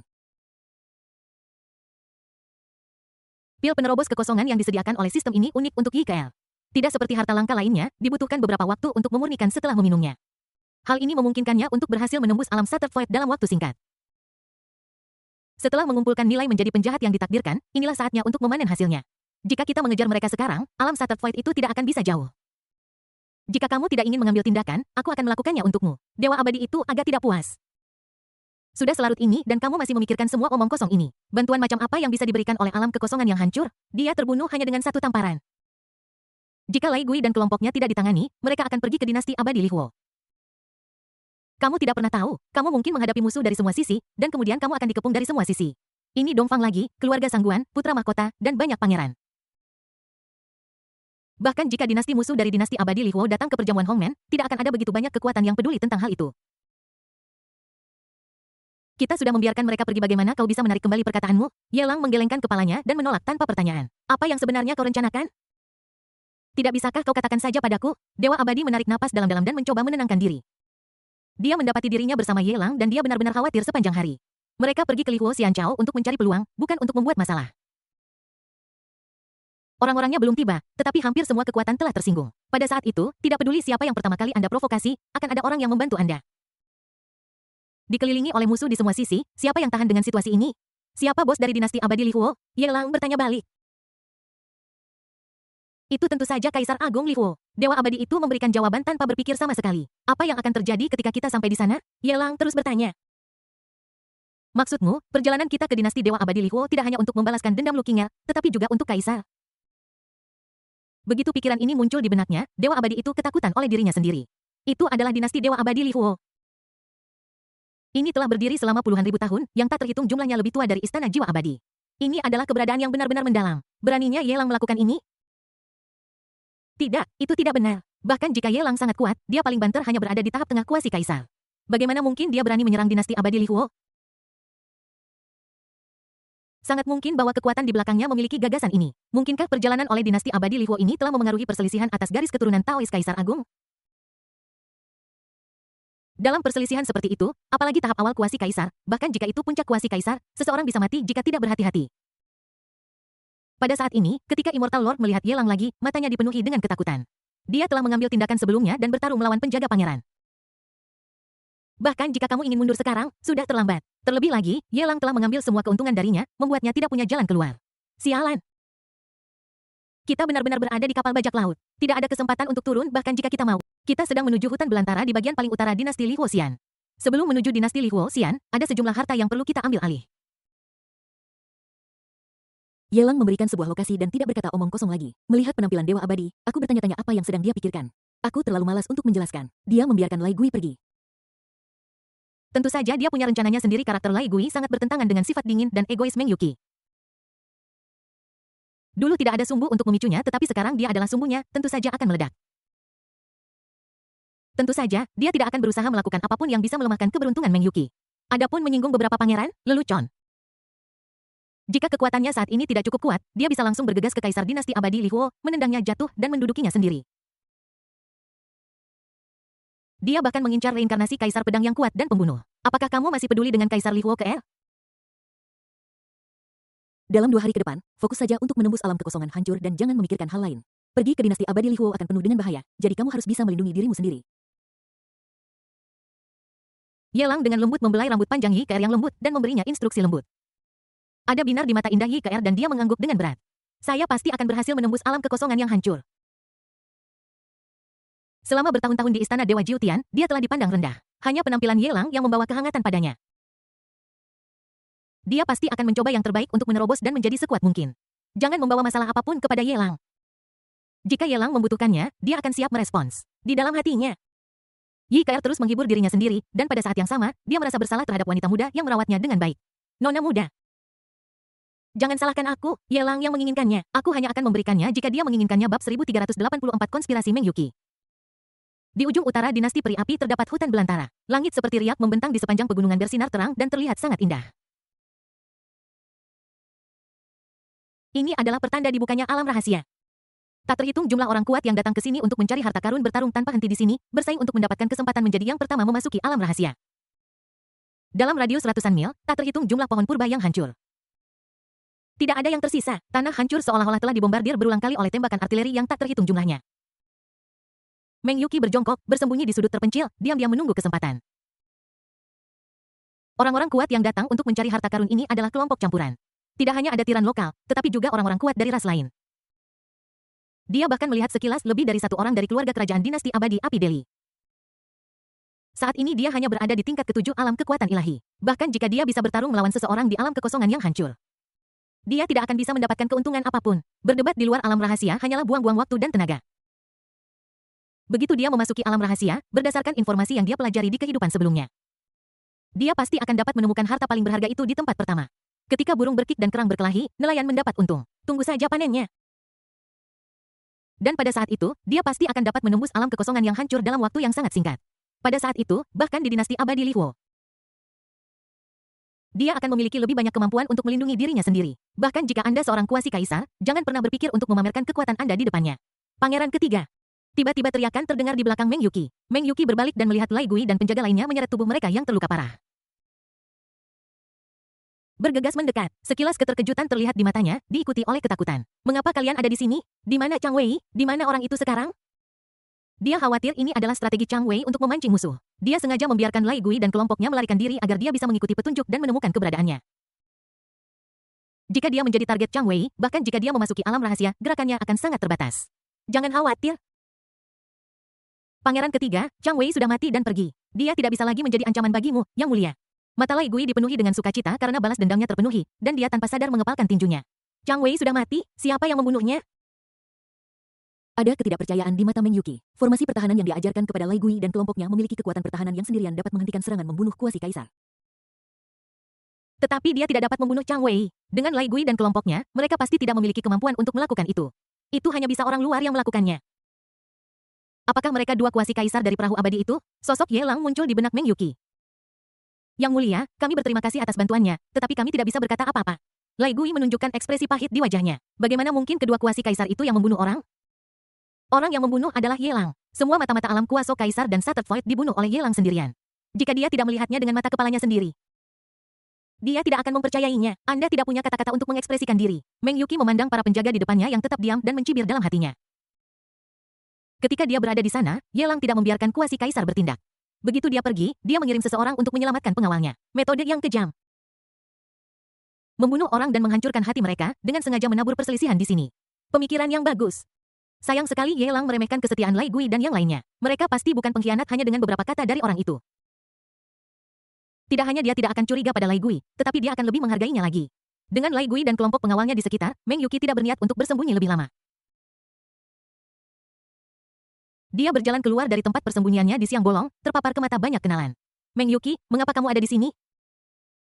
Seorang pria yang 3/4-nya mirip Meng Yuqi terkejut ketika dia melihat Meng Yuqi muncul. Pria ini adalah pangeran ke-34 dari dinasti abadi Lihuo dan pendukung setia pangeran kedua. Terus terang, dia adalah seorang jongos. Dia tahu betul beberapa rencana pangeran kedua setelah Meng Yuqi meninggalkan dinasti abadi, seorang kuasi kaisar sedang menunggu kesempatan untuk mengambil nyawanya. Di matanya, Meng Yuqi sudah menjadi orang mati, jadi mengapa dia ada di sini? Saudara ke-34, kalian benar-benar kejam. Kita berasal dari akar yang sama. Mengapa kalian begitu ingin menyakiti satu sama lain? Kakak kerajaanku, ketika aku jauh dari rumah, aku tidak hanya harus waspada terhadap serangan menyelinap musuh, tetapi juga waspada terhadap pembunuhan dari keluarga kerajaan. Kuasi kaisar, di matamu, aku adalah seorang ahli alam kekuatan ilahi, dan aku benar-benar sangat mengesankan. Kamu benar-benar mengirim kuasi kaisar untuk membunuh seorang ahli alam kekuatan ilahi seperti aku? Meng Yuqi menyindir dan mencibir, dan menyerang dari dekat. Tatapannya begitu dingin hingga membuat pangeran ke-34 ketakutan. Omong kosong, apa yang kau bicarakan? Kaisar semua apa? Pangeran ke-34 memutar matanya dan tidak ingin terlalu serius tentang ini. Ada beberapa hal yang bahkan jika kamu telah melakukannya, kamu tidak bisa mengakuinya. Semua detail hanya dapat ditentukan setelah aku kembali dan bertanya kepada kakak kerajaanku. Dia sekarang sangat ingin tahu tentang apa yang telah terjadi pada Chang Wei. Dia bahkan tidak bisa membunuh seseorang pada tingkat kekuatan supernatural. Anda bahkan tidak memanfaatkan kesempatan sekali seumur hidup ini. Anda hanyalah sampah. Sungguh tindakan yang sok. Sayangnya, Chang Wei lebih banyak menimbulkan masalah daripada membantu. Dalam perjalanannya untuk membunuh pangeran ini, dia bahkan berani memprovokasi wanita lain. Menyebabkan masalah dan membawa bencana bagi dirinya sendiri.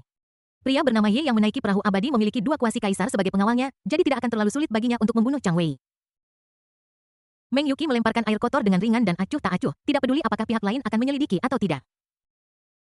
Selama dia meluangkan sedikit waktu untuk berpikir, dia akan tahu bahwa dengan kekuatannya saat ini, tidak mungkin untuk membunuh Chang Wei. Mengapa kita harus melewatkan kesempatan bagus seperti itu untuk mengalihkan kebencian? Dia hanya khawatir tentang kurangnya kesempatan untuk menyebarkan permusuhan di dinasti Lihuo Xian ketika Ye Lang muncul ingin menabur perselisihan. Dia kemudian memasukkannya ke daftar hitam putra mahkota dan pangeran kedua. Aku tidak tahu apa yang kau bicarakan, omong kosong. Pangeran ke-34 mendengus dingin dan memalingkan kepalanya, menolak untuk memperhatikan Meng Yuqi. Tidak lama setelah dia berjalan keluar, dia memberitahu seorang penjaga dan menyampaikan masalah itu kepada Yang Mulia Pangeran kedua. Aku tidak takut kau menyelidiki. Aku hanya takut kau tidak menyelidiki. Meng Yu melihat ke belakang Pangeran ke-34 dan mencibir. Orang-orang yang dijaga oleh dua kuasi kaisar pasti memiliki latar belakang yang baik, yang cukup untuk membuatmu minum banyak. Ketika Meng Yuqi memikirkan pikiran kecil Yelang, dia ingin tertawa.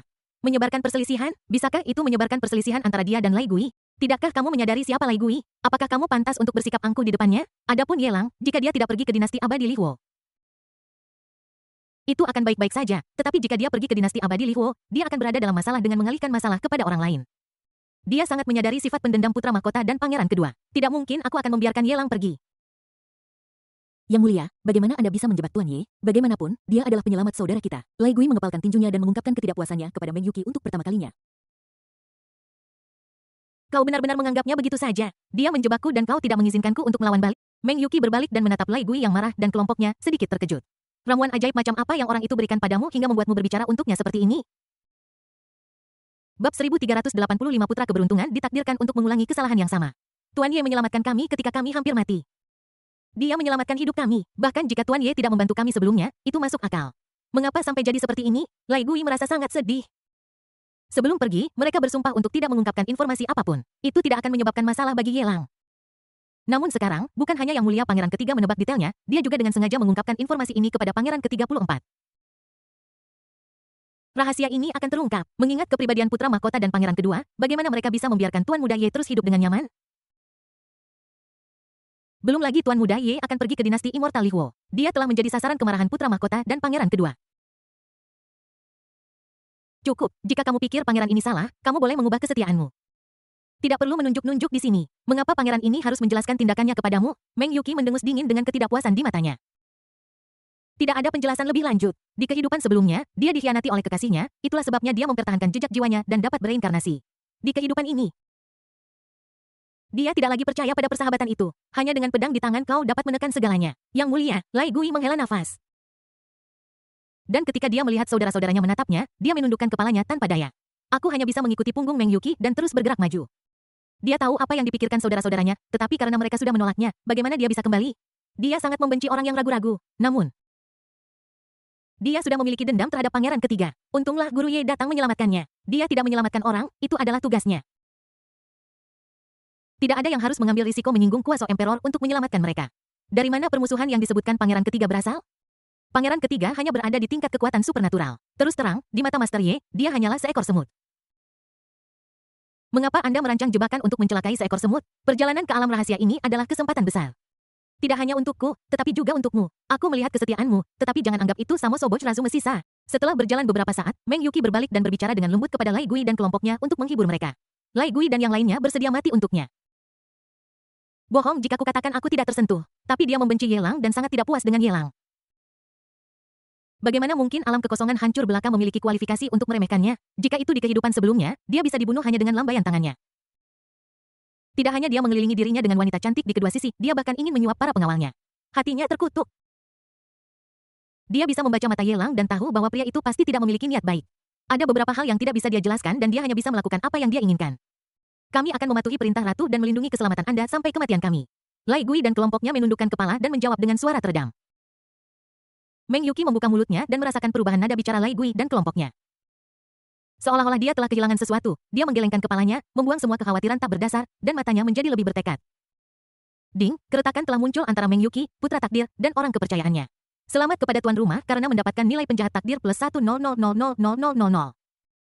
Ding, nilai keberuntungan dari putra keberuntungan, Meng Yuqi, telah menurun. Selamat kepada tuan rumah karena telah memperoleh nilai penjahat takdir plus 250000000. Ding, Meng Yuqi, putra takdir, gagal menjebak tuan rumah dan jatuh ke dalam perangkap tuan rumah. Selamat kepada tuan rumah karena telah memperoleh nilai penjahat takdir plus 300000000.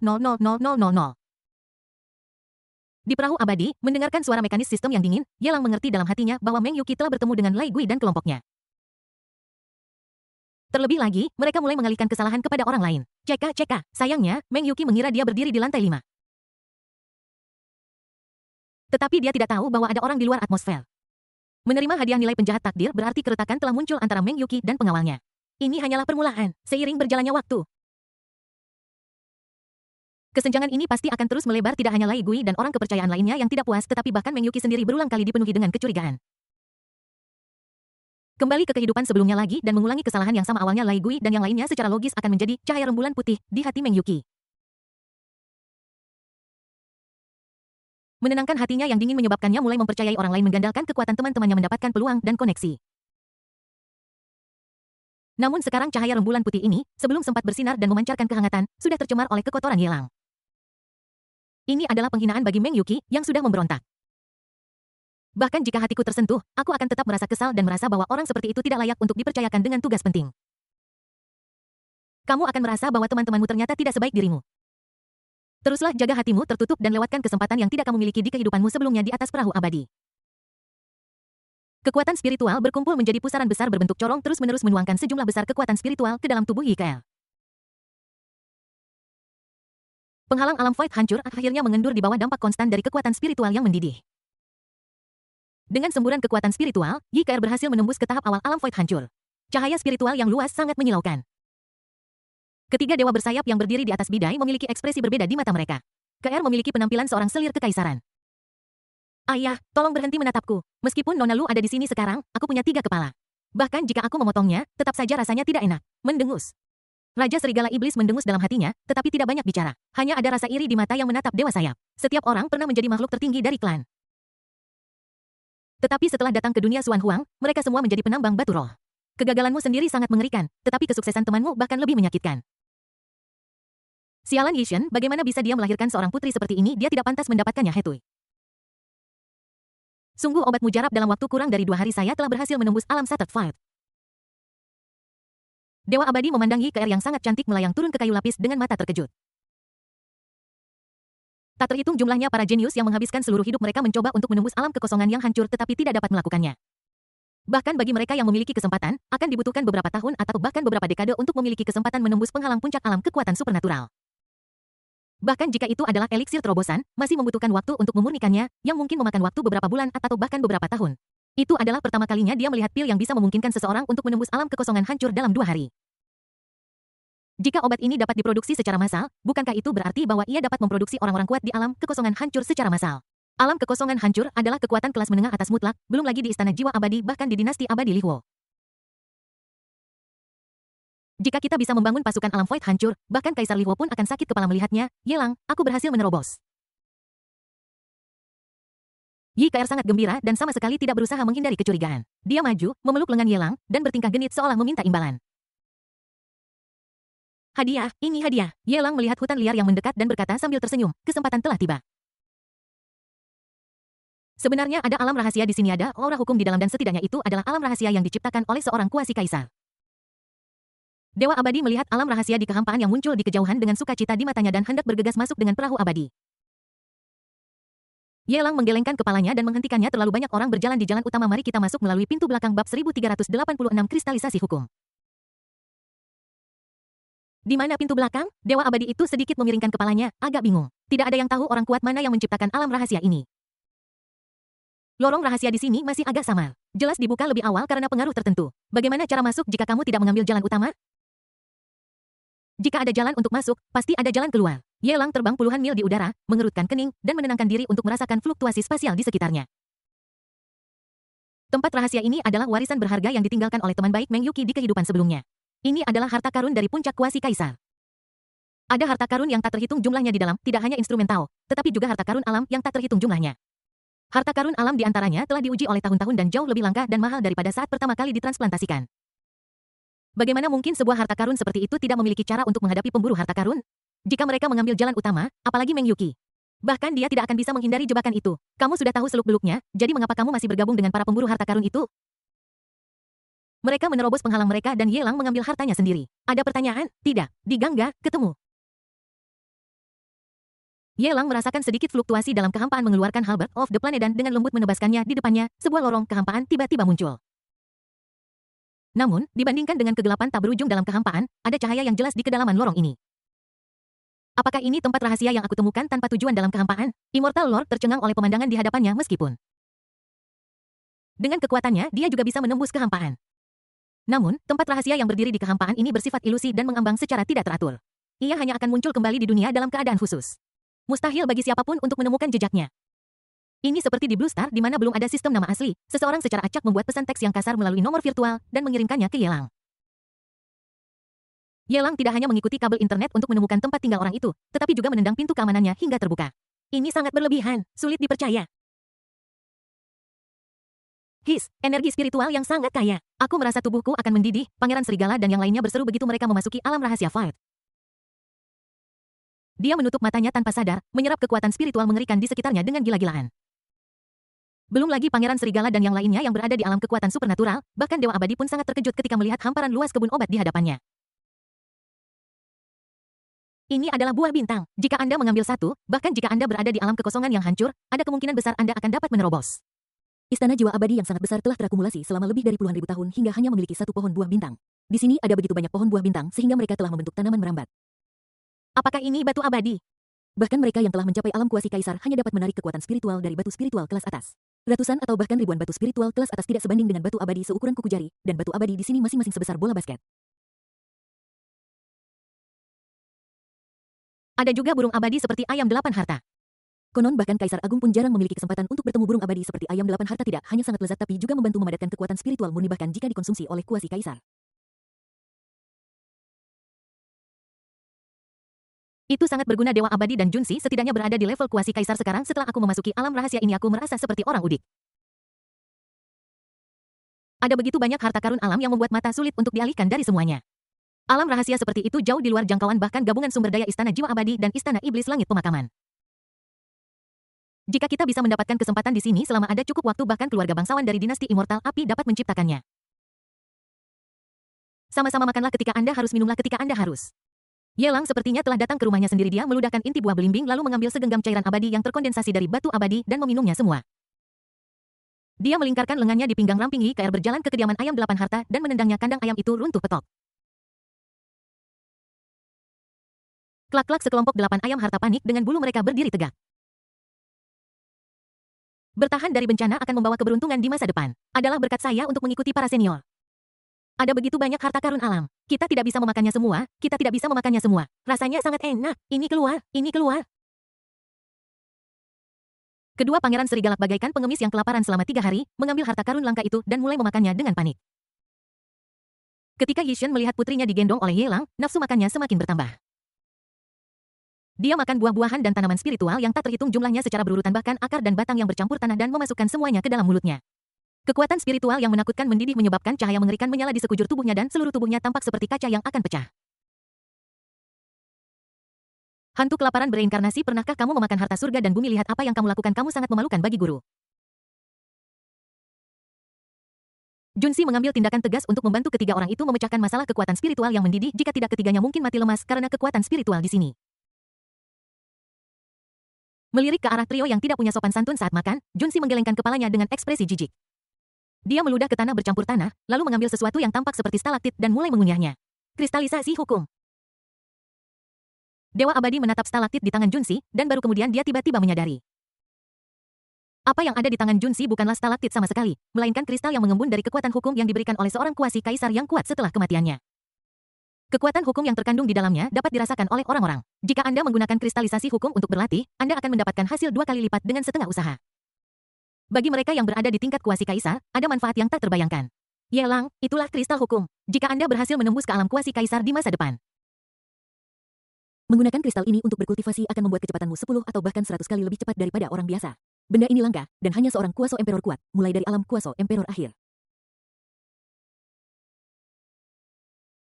Yang memenuhi syarat untuk menyimpannya. Immortal Lord berbicara dengan gugup untuk menjelaskan pro dan kontra masalah ini.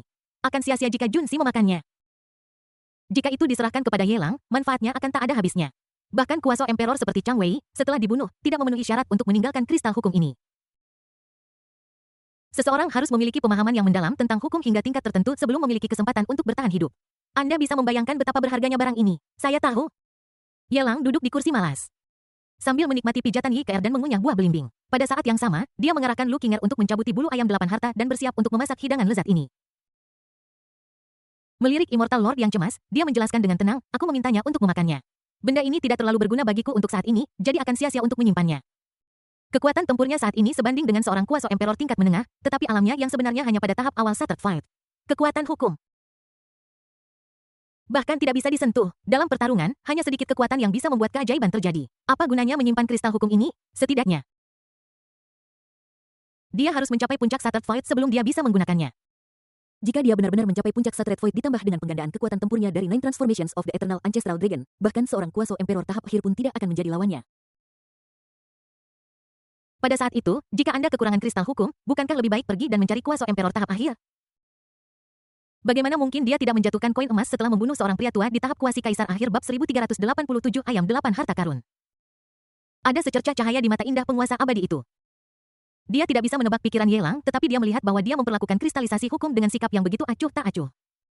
Guncangan di hatiku sulit diredakan betapa mengerikannya latar belakang Yelang, bahkan kristal hukum dapat digunakan untuk memberi penghargaan kepada bawahan sesuka hati.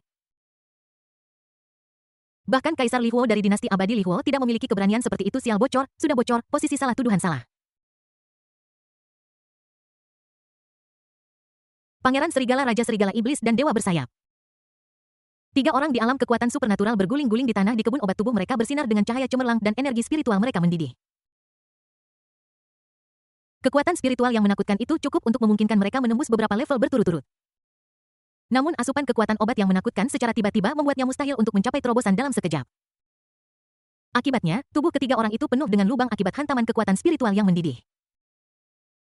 Kekuatan obat menyebar dengan gila dan bahkan darah yang mengalir keluar bercampur dengan efek obat yang kuat. Junsi mengambil tindakan lagi. Membantu ketiga orang itu untuk secara paksa menekan kekuatan spiritual yang mendidih, lalu dia mendekatkan mulutnya ke kristal hukum dan menjilatnya berulang-ulang. Kemudian dia menoleh dengan sikap yang tidak sopan memandang Dewa Abadi dan berkata sambil menyeringai, Dewa Abadi, apakah kamu menginginkan kristal hukum ini? Jika kamu mau, aku akan memberikan setengahnya kepadamu. Mulut Dewa Abadi yang tampan itu bergetar hebat. Kamu tahu Junsi adalah Kaisar Zhangtian. Di wilayah hutan belantara besar itu adalah salah satu kekuatan teratas dengan status yang sama dengan Istana Jiwa Abadi. Dulu dia selalu berpikir bahwa Junsi adalah pria yang kuat. Betapa mengerikannya dia bisa menjadi kuasi kaisar hanya dalam beberapa ribu tahun. Yang tidak saya duga adalah ketika saya mengenal Yelang lebih baik. Dia menemukan bahwa pelindung di tingkat kuasi kaisar ini sama sekali tidak tahu malu. Itulah kristalisasi hukum. Bahkan Istana Jiwa Abadi dengan akumulasi puluhan ribu tahun belum pernah memilikinya. Tapi itu penuh dengan air liur Junsi. Hanya melihatnya membuatku merasa mual. Sekali lagi melihatnya dan pikiranmu akan meledak. Jika kamu mau, aku akan memberikannya padamu, oke? Yelang dengan lembut membelai rambut lembut Yi Keer di belakangnya, merasakan kehalusan kulitnya, tetapi matanya menatap wajah halus Dewa Abadi dengan minat. Bercanda dengan sengaja. Jika kamu menginginkannya, kamu harus memberitahuku. Jika kamu tidak memberitahuku, bagaimana aku bisa tahu kamu menginginkannya? Jangan mengambil apa yang disukai orang lain. Tidak perlu. Dewa Abadi ragu berulang kali tetapi tetap menggelengkan kepalanya. Dia tidak tahan dengan ekspresi Junsi barusan. Jika itu pemurnian dan pemahaman normal, maka tidak masalah. Tapi Junsi, orang ini, memegang kristal hukum dan mengunyah serta menjilatnya. Siapa yang tahan dengan ini? Tidak perlu, kupikir kristal hukum ini akan sangat membantumu, jadi aku secara khusus menyisakan sepotong untukmu. Karena kamu tidak menginginkannya, lupakan saja. Yelang tetap tenang dan mengeluarkan lagi sebuah kristal hukum yang besar. Ketika dia masuk, dia segera mengendalikan kristal hukum yang memiliki godaan terbesar bagi kaisar. Semua yang Junsi lakukan juga diinstruksikan secara diam-diam olehnya. Jika kamu tidak membutuhkannya, berikan potongan ini kepada Junsi juga. Yelang mengangkat tangannya dan hendak melemparkan kristal hukum itu keluar. Del. Dewa Abadi dengan cepat berbicara untuk menghentikannya. Ada apa? Bukankah maksudmu untuk tidak mengambil apa yang disukai orang lain? Aku salah. Ada apa? Aku seharusnya tidak berbohong. Aku ingin. Jika kamu salah, kamu harus mengakuinya. Jika kamu dikalahkan, kamu harus berdiri tegak. Panggil aku ayah, Baba. Aku menginginkannya. Yelang menamparkan pantat Dewa Abadi 2 kali seolah-olah mengajarinya pelajaran dan kemudian dia perlahan mengirimkan kristal hukum. Dewa Abadi mengembuskan napas udara busuk dan menyingkirkan penghalang energi spiritual di sekelilingnya tanpa mengubah ekspresinya. Dia duduk diam-diam di depan Yi Keer dan gadis-gadis lain yang tidak tahu apa yang sedang terjadi menghadapi Ye Langshe telah memilih untuk menyerah. Tidak lagi bersikap terlalu tidak perlu, harga diri yang disebut-sebut itu telah benar-benar hancur di depan Ye Lang. Sambil memegang kristal hukum, dia melihat ke arah Ye Lang dan yang lainnya dan berkata dengan tenang, berikutnya. Aku harus mengabdikan diri untuk memurnikan kristal hukum. Siapa tahu, aku mungkin bisa mengambil kesempatan ini untuk menembus ke tahap menengah kuasi kaisar dalam sekali jalan. Jadi, apapun yang terjadi, mohon jangan ganggu aku. Latar belakangnya jauh lebih dalam daripada Junsi. Jika seseorang memiliki kristal hukum, ada kemungkinan besar bahwa seseorang dapat berhasil menembus ke tahap tengah kuasi kaisar. Jika tidak, dia tidak akan setuju tanpa ragu ketika Ye Lang membuat permintaan yang tidak masuk akal seperti itu. Setelah mengatakan ini, dia membenamkan dirinya dalam proses dan mulai dengan serius memperbaiki kristal hukum ini. Sup ayam sudah datang. Lu Qinger yang sedang mengutak-atik ayam 8 harta berjalan cepat ke depan sambil membawa semangkuk besar sup ayam yang sangat lezat. Ada aura peri yang melekat di atas sup ayam itu, dan kekayaannya sekuat yang dipancarkan oleh batu peri. Selain itu, ayam 8 harta di alam rahasia ini telah bertahan hidup selama bertahun-tahun, memakan harta karun alam, dan meminum cairan spiritual batu abadi. Dagingnya lebih berharga daripada ayam 8 harta lainnya, bahan-bahan kelas atas seringkali tidak memerlukan langkah memasak tambahan. Cukup didihkan dengan api kecil agar rasanya keluar sepenuhnya aromanya yang kaya dipadukan dengan lapisan minyak keemasan. Sekali melihatnya akan membuat nafsu makan Anda meningkat tanpa sadar suara menelan ludah terdengar satu demi satu. Kenapa kamu tidak melayani dirimu sendiri? Kenapa kamu menunggu orang lain melayanimu?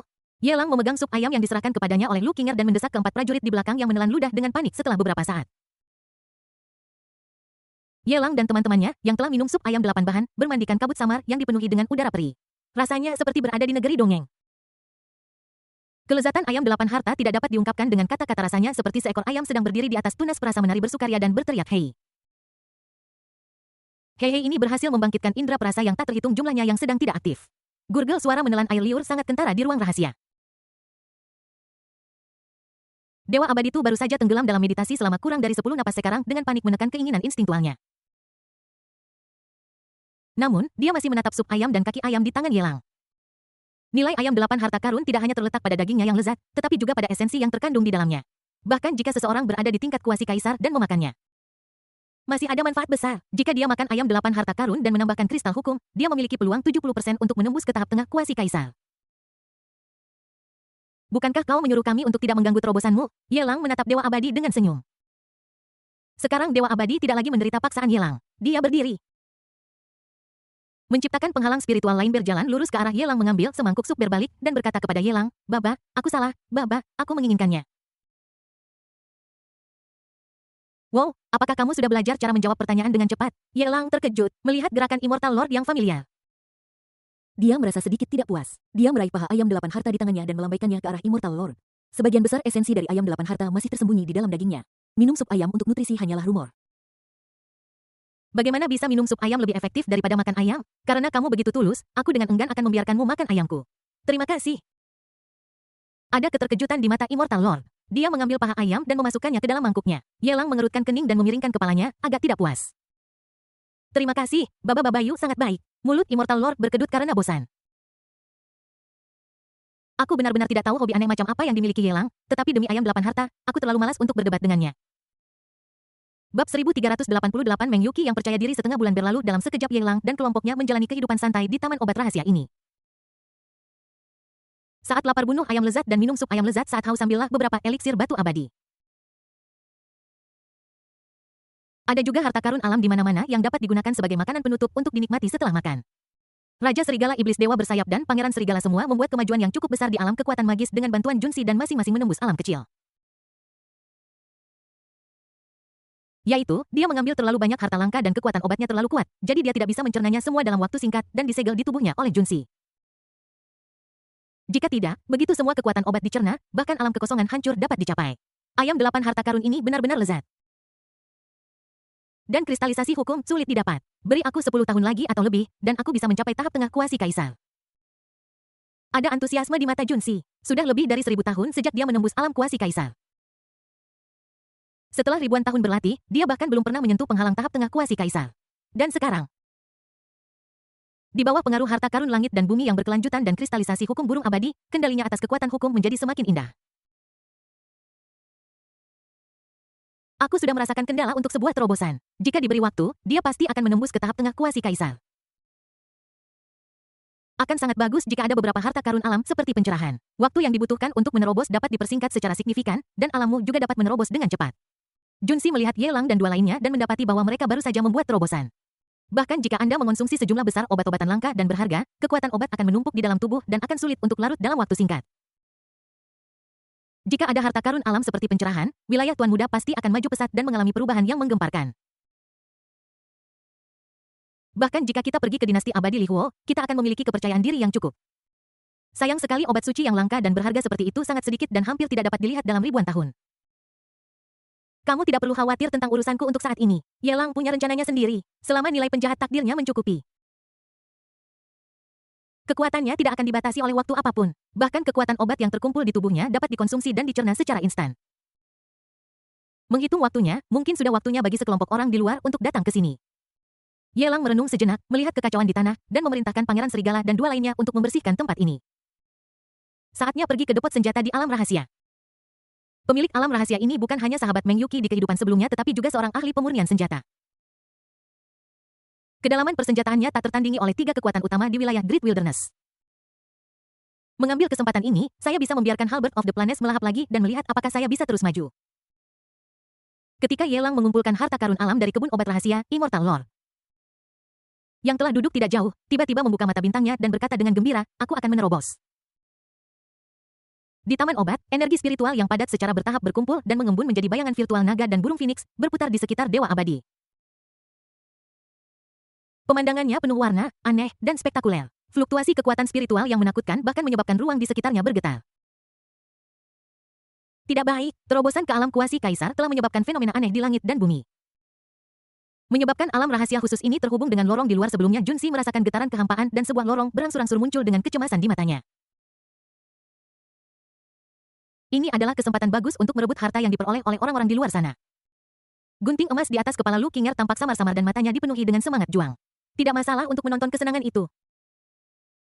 Dia hampir gila selama hari-hari ini di taman obat. Persetan, kau pikir para idiot di luar sana cukup baik untukmu? Ye Lang menggigit buah bintang itu. Meludah ke tanah dengan rasa pahit di mulutnya, melemparkan sisa setengah buah ke tanah, dan berkata dengan jijik, sialan, ini belum matang. Dia berjalan ke sisi Dewa Abadi. Dewa Abadi mengangkat matanya dan berkata dengan rasa syukur, tidak perlu melindungiku. The Immortal Soul Scepter dapat memastikan keamananku tempat ini berbahaya keluar dan bersembunyi dulu aku akan menarikmu kembali setelah kamu berhasil menerobos sana pergi. Ye Lang meraih lengan Immortal Lord dengan satu tangan, dan dengan putaran Thomas, dia mengayunkan tubuh anggunnya begitu cepat hingga membuat asap muncul. Kecepatannya sangat cepat hingga menembus kehampaan dan terbang keluar sejauh entah berapa mil. Kemudian dia bertepuk tangan dan dengan santai menuju gudang senjata berikutnya. Di sisi lain di luar rumah harta karun rahasia.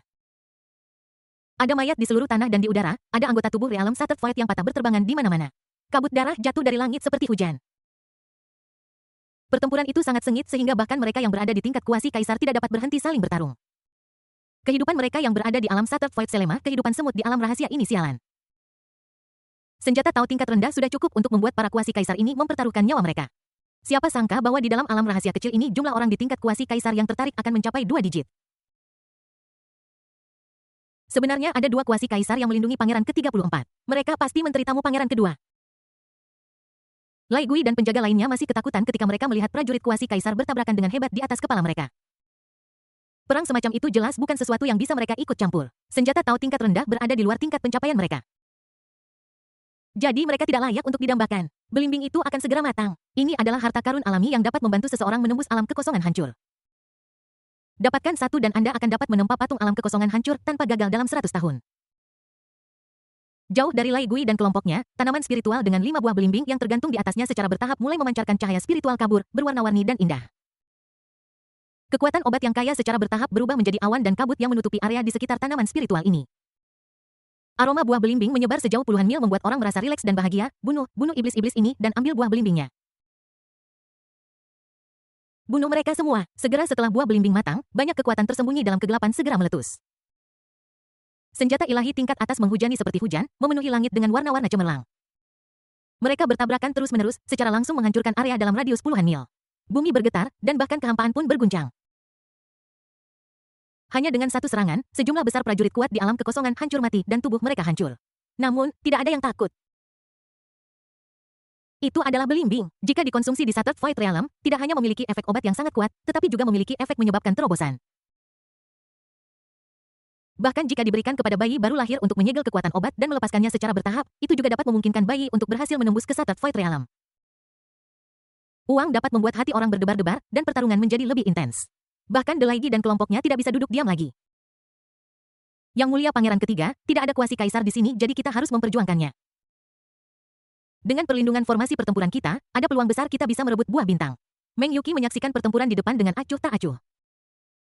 Seolah-olah dia tidak mendengar desakan Lai Gui dan yang lainnya. Setelah beberapa saat, dia perlahan berkata, hanya beberapa buah bintang, mengapa repot-repot dengan keributan seperti itu? Selama kamu mengikuti aku akan memberi kalian masing-masing buah belimbing bab 1389. Meng Yuqi memasuki taman herbal sebagai teman dekat Kaisar Huanglong. Dia tahu lebih baik daripada siapapun tentang rencana untuk memancing musuh ke alam rahasia ini. Selama lebih dari setengah bulan terakhir beberapa harta langka yang muncul dari waktu ke waktu tidak lebih dari umpan yang sengaja dirancang untuk menarik orang-orang ini untuk bertarung. Termasuk senjata Tao tingkat rendah dan buah bintang yang baru matang, semuanya dirancang oleh Kaisar Huanglong yang sengaja menyebabkan perselisihan di antara orang-orang ini. Harta terbesar di alam rahasia ini adalah tanaman spiritual dari langit dan bumi yang telah dikumpulkan Kaisar Huanglong selama ribuan tahun. Buah bintang ini hanya dapat dianggap sebagai kualitas menengah di antara tanaman spiritual tersebut. Dengan Kaisar Naga Kuning di puncak alam kuasi Kaisar, kemungkinan besar bahkan kristal hukum pun akan tertinggal setelah kematiannya. Begitu dia mendapatkan kristal hukum, itu akan seperti ikan di air dan harimau dengan sayap baginya. Lagi pula, jangan tertipu oleh fakta bahwa ada orang-orang kuat kuasi Kaisar yang mengincar tempat ini dengan penuh iri. Jika Meng Yuqi benar-benar ingin memasuki rumah harta karun di alam rahasia, dia memiliki metodenya sendiri. Kaisar Huanglong adalah sahabatnya dan sudah mengantisipasi kematiannya sendiri. Dia mengumpulkan harta karun alami ini dan membangun taman obat dan gudang senjata bukan untuk kepentingan generasi mendatang. Dia membuat persiapan untuk menghadapi kematiannya sendiri di muka. Meng Yuqi menduga bahwa Kaisar Huanglong Sebagai seorang ahli pemurnian senjata mungkin telah memurnikan jiwa residualnya sendiri menjadi roh senjata, berpikir bahwa suatu hari aku akan dapat memadatkan tubuhku lagi dan menjalani kehidupan kedua. Di dalam tempat penyimpanan harta karun yang begitu besar pasti ada cara yang disembunyikan Kaisar Huanglong untuk menghadapi penjajah. Bahkan beberapa kuasi kaisar tingkat menengah tidak mampu merebut kendali alam rahasia ini dari Kaisar Naga Kuning. Dia telah mengamati dari jauh kuasi kaisar yang baru saja muncul dan memang ada beberapa di tahap menengah kuasi kaisar di antara mereka. Namun hanya ada 3 dari mereka, 2 di antaranya adalah pelayan pangeran kedua yang dibawa oleh pangeran ke-34. Pasukan kecil ini tidak punya cara untuk melawan rencana cadangan Kaisar Naga Kuning. Masuk saja ke dalam lemari besi harta karun. Dia benar-benar yakin bahwa dia bisa meyakinkan Kaisar Huanglong untuk mengizinkannya mengambil alih kendali alam rahasia ini. Dan para perampok harta karun lainnya ini. Itu hanya pupuk untuk taman obat. Yang Mulia Pangeran Ketiga, pertempuran akan segera diputuskan. Jika kita tidak bertindak sekarang, kita tidak akan mendapatkan satu buah bintang pun. Kita tidak bisa rugi dengan mempertaruhkan segalanya pada masa depan. Lai Gui patah hati saat melihat beberapa buah bintang sudah dipetik. Lebih dari setengah anggota kru mereka terluka selama perjalanan ini. Jika kau mendapatkan buah bintang itu akan menjadi keuntungan yang cukup besar. Tetapi sejak dia memasuki alam rahasia sampai sekarang, Yang Mulia Pangeran Ketiga bertindak seolah-olah itu tidak ada hubungannya dengan dia dan tidak berniat merebut harta surga dan bumi serta artefak Tao. Selalu mengawasi dari kejauhan hanya melihat kesenangan jika Meng Yuqi bukan pangeran ketiga, Lai Gui pasti sudah menamparkan wajahnya sejak lama. Pangeran ini sudah mengatakan bahwa kalian masing-masing akan mendapatkan satu buah bintang. Apa itu tidak cukup? Meng Yuqi menoleh, tampak agak tidak senang. Memikirkan beberapa percakapan terakhir, dia juga menyadari bahwa Lai Gui dan yang lainnya merasa kesal. Nada percakapan berubah. Dari tangguh hingga menenangkan, saya telah mempelajari beberapa detail tempat rahasia ini sebelumnya dan saya tahu rahasia yang tidak diketahui orang lain. Harta karun ini hanyalah makanan pembuka. Kita hanya perlu menunggu dan melihat ketika mereka dikalahkan kita akan menuai manfaatnya. Ada beberapa hal yang tidak bisa dia katakan terlalu jelas. Dia tidak bisa memberitahu Lai Gui dan yang lainnya bahwa dia adalah reinkarnasi. Kan beritahu mereka bahwa Kaisar Huanglong adalah teman baikmu jika berita itu keluar. Putra mahkota dan pangeran kedua tidak perlu mengambil tindakan karena Kaisar Li Huo akan langsung memenjarakannya dan menggunakannya sebagai alat pemeras untuk terus-menerusnya. Yang mulia, Lai Gui ingin mengatakan sesuatu tetapi mengurungkan niatnya. Melihat sikap keras Meng Yuqi, dia tidak bisa berkata apa-apa. Ini bukan cara untuk menggambar harapan palsu. Bahkan jika ada harta berharga di alam rahasia ini, apa hubungannya dengan mereka? Ada juga orang kuat kuasi kaisar yang mengawasi. Harta itu bukanlah sesuatu yang bisa mereka idamkan. Kristal abadi. Ternyata ada kristal abadi. Ya Tuhan, makam siapa ini yang bahkan bisa berisi keberadaan seperti kristal abadi? Jika aku bisa mendapatkan kristal abadi. Bahkan jika aku menjadi kuasi kaisar, itu akan sangat bermanfaat. Petik 2 petik 2. Tiba-tiba, di alam rahasia, sejumlah kristal peri yang bergerak cepat muncul. Ukurannya sekitar setengah biji bunga matahari, masing-masing memancarkan energi peri yang sangat kuat. Kristal peri kecil ini lebih berharga daripada ratusan atau ribuan batu spiritual tingkat atas. Yang paling penting adalah energi peri yang terkandung dalam kristal peri ini. Lebih murni daripada kekuatan spiritual. Bahkan jika seseorang berada di tingkat kuasi kaisar dan menggunakannya untuk berkultivasi, seseorang dapat mencapai 2 kali hasil dengan setengah usaha. Seluruh alam rahasia langsung dipenuhi dengan panas dan orang-orang kuat yang bersembunyi dalam kegelapan tidak bisa lagi duduk diam. Mereka muncul satu demi satu dan bergabung dengan tim untuk merebut kristal abadi. Sebuah kristal abadi berada di tangan seorang kultivator realem Shattered Void tahap menengah. Barusan detik berikutnya, kultivator realem Shattered Void tahap menengah itu hancur menjadi kabut darah. Dan kristal abadi itu juga direbut oleh seorang kultivator realem Shattered Void puncak. Pria di tahap menengah realem Shattered Void ini bahkan belum menghangatkan kristal abadi ketika aura Tao yang mengerikan dari senjata Taois turun dari bawah. Bahkan jejaknya pun tidak tersisa di puncak alam kekosongan hancur sebelum dia diledakkan menjadi debu oleh seorang kuasi kaisar. Seorang kuasi kaisar bergabung dalam pertempuran. Dan satu demi satu orang-orang di tingkat kuasi kaisar bergabung dalam perburuan harta karun. Cahaya cemerlang memenuhi langit, menyilaukan dan menarik perhatian. Bahkan Meng Yuqi terpaksa menutupi wajahnya dengan tangannya. Jika Yelang ada di sini, dia pasti akan mengacungkan jempol dan memujinya, mengatakan efek khusus penuh. Reward kemudian dari batu peri seukuran bola basket. Dia akan mengambil kristal peri yang ukurannya kurang dari 1/10.000 dari ukuran batu peri dan membiarkan kuasi kaisar ini terus melakukan pertempuran efek khusus.